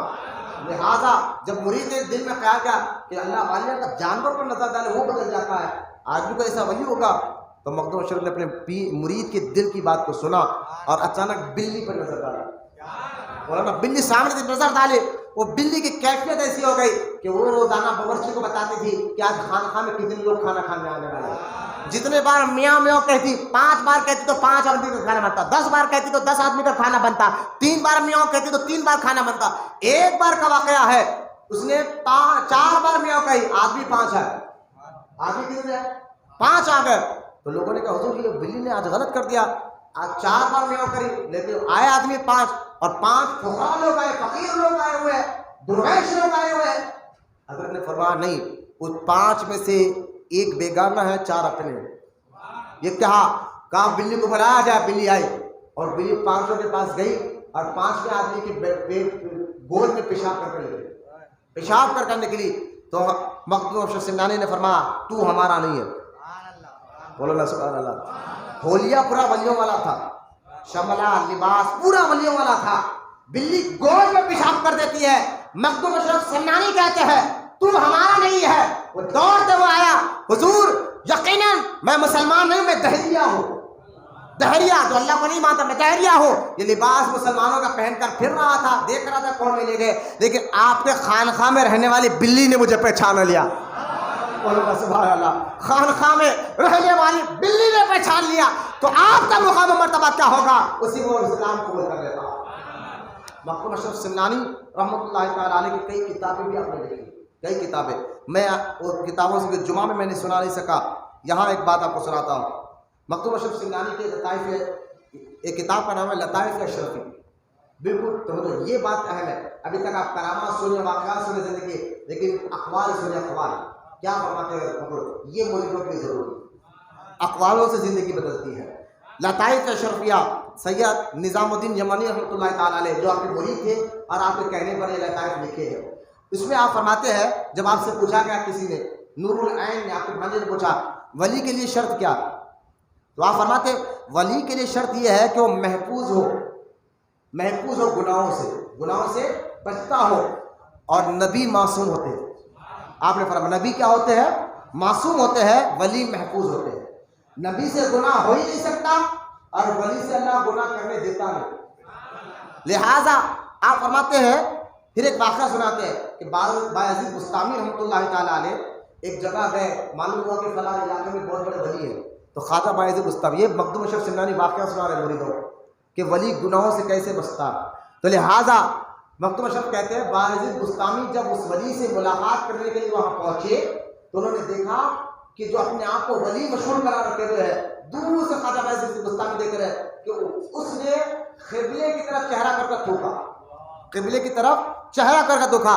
خواجہ بایزید بستامی کہتے ہیں جس کو قبلے کا ادب نہیں معلوم، جو قبلے کا ادب، وہ ولی کیسے ہو سکتا ہے، وہ اللہ کا دوست کیسے ہو سکتا ہے، وہاں سے آپ پلٹ کر چلے گئے۔ مخدوم اشرف سمنانی کہتے ہیں سنو، آپ کے مریدی کہتے ہیں ایک مرتبہ مخدوم اشرف سمنانی مسجد میں بیٹھے تھے، ایک آدمی سیدھا قدم رکھنے کی وجہ دائنا قدم مسجد میں رکھتا، سیدھا قدم رکھنے کی وجہ دائنا قدم رکھتا ہے۔ مخدوم اشرف سمنانی جلال میں آ کر کہتے ہیں جس کو دوست کے گھر میں آنے کا طریقہ نہیں معلوم وہ ہم سے فیض کیا لے گا، دوست کے گھر میں آنے کا طریقہ نہیں معلوم وہ ہم سے فیض کیا لے گا، نکل جائے یہاں سے۔ یہ آپ فرماتے ہیں ولی گناہوں سے محفوظ رہتا ہے۔ پھر آپ سے پوچھا گیا حضور گناہوں سے جو محفوظ ہوتا ہے تمام گناہوں سے یا کچھ گناہوں سے، تو آپ فرماتے ہیں ولی کے لیے شرط یہ ہے کہ گناہوں سے محفوظ رہے، کبھی گناہ نہ کرے۔ کہا گیا کہ ولی وہ ہے جو گناہ کبیرہ سے تو بچتا ہے، بڑے گناہ سے بچتا ہے، لیکن صغیرہ گناہوں سے بھی محفوظ رہتا ہے، چھوٹے گناہوں سے محفوظ رہتا ہے۔ پھر مخدوم سمنانی رحمۃ اللہ علیہ فرماتے ہیں کہ مجھے میرے پیر نے سنا، فرماتے تھے کہ انبیاء علیہ السلام سے تو گناہ ہوتا نہیں، اور اللہ کے محبوب بندے گناہوں سے محفوظ رہتے ہیں، لیکن سرکار پھر بھی فرماتے ہیں مقبول سنانی، لیکن اللہ کے رسول صلی اللہ علیہ وسلم پھر بھی دن میں 70 مرتبہ استغفار پڑھا کرتے تھے۔ ارے جب نبی سے گناہ ہو نہیں سکتا تو حضور استغفار کیوں پڑھتے تھے؟ تو مخدوم اشرف سنانی کہتے ہیں یہ ہماری تعلیم کے لیے کہ یہ تم نہ سمجھے کہ ہم گناہ نہیں کر سکتے، بندہ ہو اور گناہ سے پاک و صاف نہیں ہو سکتا، وہ خطا کا پتلا ہے، لہذا حضور تعلیم دے رہے ہیں کہ جب میں گناہ سے معصوم، گناہ ہو ہی نہیں سکتا، ایسی حالت میں بھی میں دن میں 70 مرتبہ اللہ سے معافی مانگتا ہوں۔ بندہ تو گناہ کرتا ہی کرتا ہے، تمہیں بھی چاہیے کہ استغفار پڑھتے رہے، مولانا محبت سے سبحان اللہ۔ آپ نے فرمایا استغفار پڑھتے رہے، پھر آپ آگے فرماتے ہیں، غور سے سنا، مخدوم اشرف سمنانی فرماتے ہیں کہ ولی کے لیے ایک بڑی شرط یہ بھی ہے۔ کیا شرط ہے؟ فرمایا نبی کریم صلی اللہ تعالیٰ علیہ وسلم کا وہ قولاً فعلاً اعتقاداً ہر طریقے سے اطاعت گزار رہے، نبی کا قول سے بھی، یعنی جو نبی فرما رہے وہ سننا، جو نبی کر کر بتائے وہ کرنا، جو نبی عقیدہ دے رہے وہ عقیدہ رکھنا، یہ ولی کے لیے ضروری ہے۔ بولنا سبحان اللہ۔ قولاً فعلاً اعتقاداً، جو آپ نے بیان کیا وہ کرو، جو آپ کر کر بتائے وہ کرو، جو آپ نے عقیدہ دیا وہ رکھو۔ مخدوم اشرف سنانی کہتے ہیں یہ ولی کے لیے شرط ہے۔ بول رہے سبحان اللہ۔ پھر آپ مخدوم اشرف سنانی کی آیت پڑھ رہے، فرماتے آپ قل لا ان کنتم تحبون اللہ فاتبعونی یحببکم اللہ۔ آپ فرماتے ہیں کہ اللہ تعالیٰ اسی کو اپنا محبوب بناتا ہے جو مصطفیٰ کی اطاعت کرتا ہے۔ بولنا سبحان اللہ سبحان اللہ۔ اس کے بعد آپ نے یہاں فارسی میں ایک شعر آپ نے یہاں پڑھا ہے، پھر آپ علیہ رحمہ فرماتے ہیں کہ جس طرح ولی کے لیے آپ فرماتے ہیں ولی کے لیے ایک شرط یہ بھی ہے، اب دیکھیں آگے فرما رہے ہیں مخدوم اشرف سنانی، میں نے ابھی آپ کے بارے میں کہا کہ کتنے بڑے ولی ہیں، لیکن آپ فرماتے ہیں ولی کے لیے ایک شرط یہ بھی ہے کہ وہ عالم ہو۔ بولے سبحان اللہ۔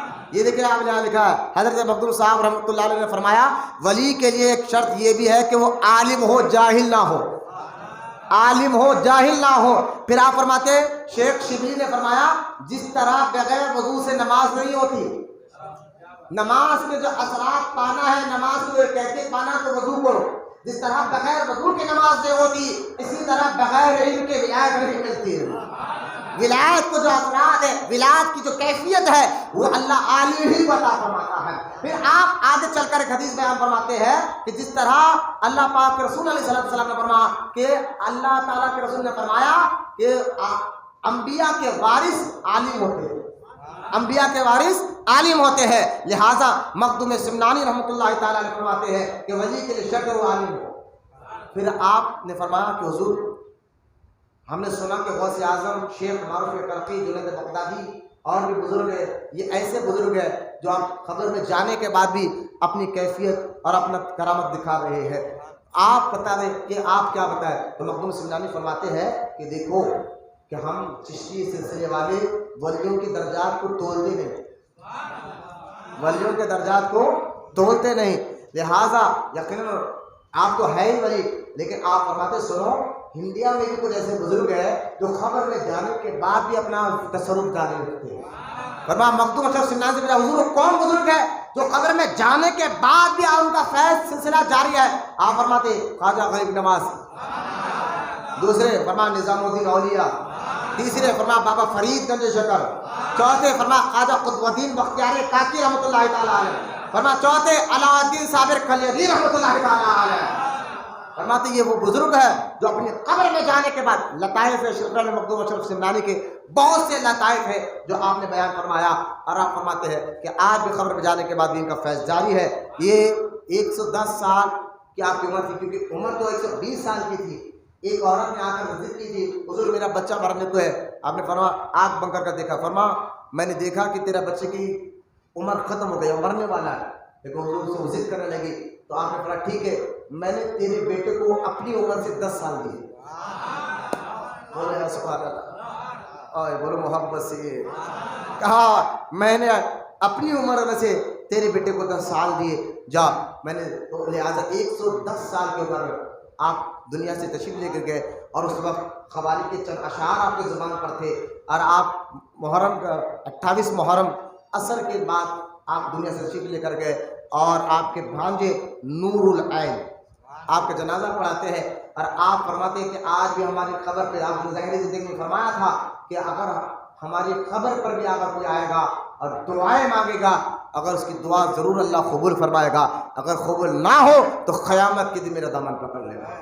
یہ آپ کا قول ہے، اور علماء کہتے ہیں اگر کسی بندے کو خضر علیہ السلام سے ملاقات کرنا ہے، وہ مخدوم اشرف سمنانی کی بارگاہ میں چلے جائیں، وہاں کسی نہ کسی ہیلے خضر علیہ السلام آتے رہتے ہیں اور بندے کو ضرور ملاقات ہو جائے گی انشاءاللہ۔ یہ مخدوم اشرف سمنانی کے روضے کا کمال ہے، جہاں اپنے پانی، جب آپ جہاں پانی میں آپ نے زمزم ملا کر دعا کی تھی کہ اللہ جو قیامت تک اس پانی سے پانی نہائے گا پیے گا اس کو شفا دینا، آج اس پانی میں شفا رکھا گیا ہے، برس کی بیماری والوں کے لیے، جادوگروں تو جادو کے توڑ کے لیے اور جادو کے لیے، سحر کے لیے، یہاں تک کہ شیطان اور جنات بھی اس پانی کے نہانے سے کمزور ہو جاتے ہیں، جادو ختم ہو جاتا ہے۔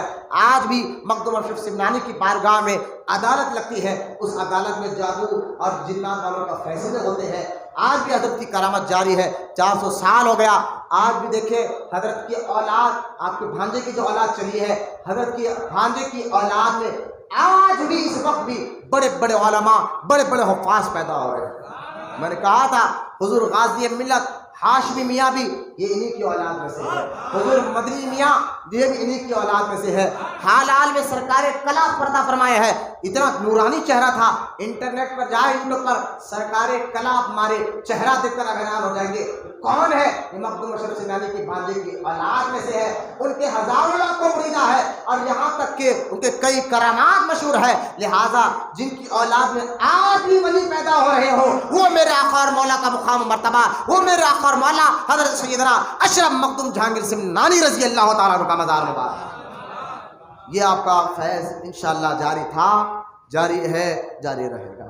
مخدوم سمنانی کے کچھ اقوال بھی میں نے بتایا، ان کے کرامات میں سے چند کرامات میں نے بتایا، ورنہ کرامات کی ایک لسٹ بڑی ہے آپ کی ظاہر ہے۔ یہ ساری کراماتیں بتانے کے بعد انشاءاللہ، کیونکہ ہم لگاتار 2 ہفتے ذکر نہیں کرتے اور انشاءاللہ ذکر کریں گے، لیکن سفر کا مہینہ ہے، اس مہینے میں ایک تو سارے رضویوں کی تو عید بھی ہے کہ ہمارے جد اعلیٰ رضویوں کے شہنشاہ امام اہل سنت امام احمد رضا خان رضی اللہ تعالیٰ عنہ کا عرس مبارکہ بھی آ رہا ہے، اور اس کی تاریخ اس مہینے کی 25 سفر کو دن بھی اتوار کا آ رہا ہے۔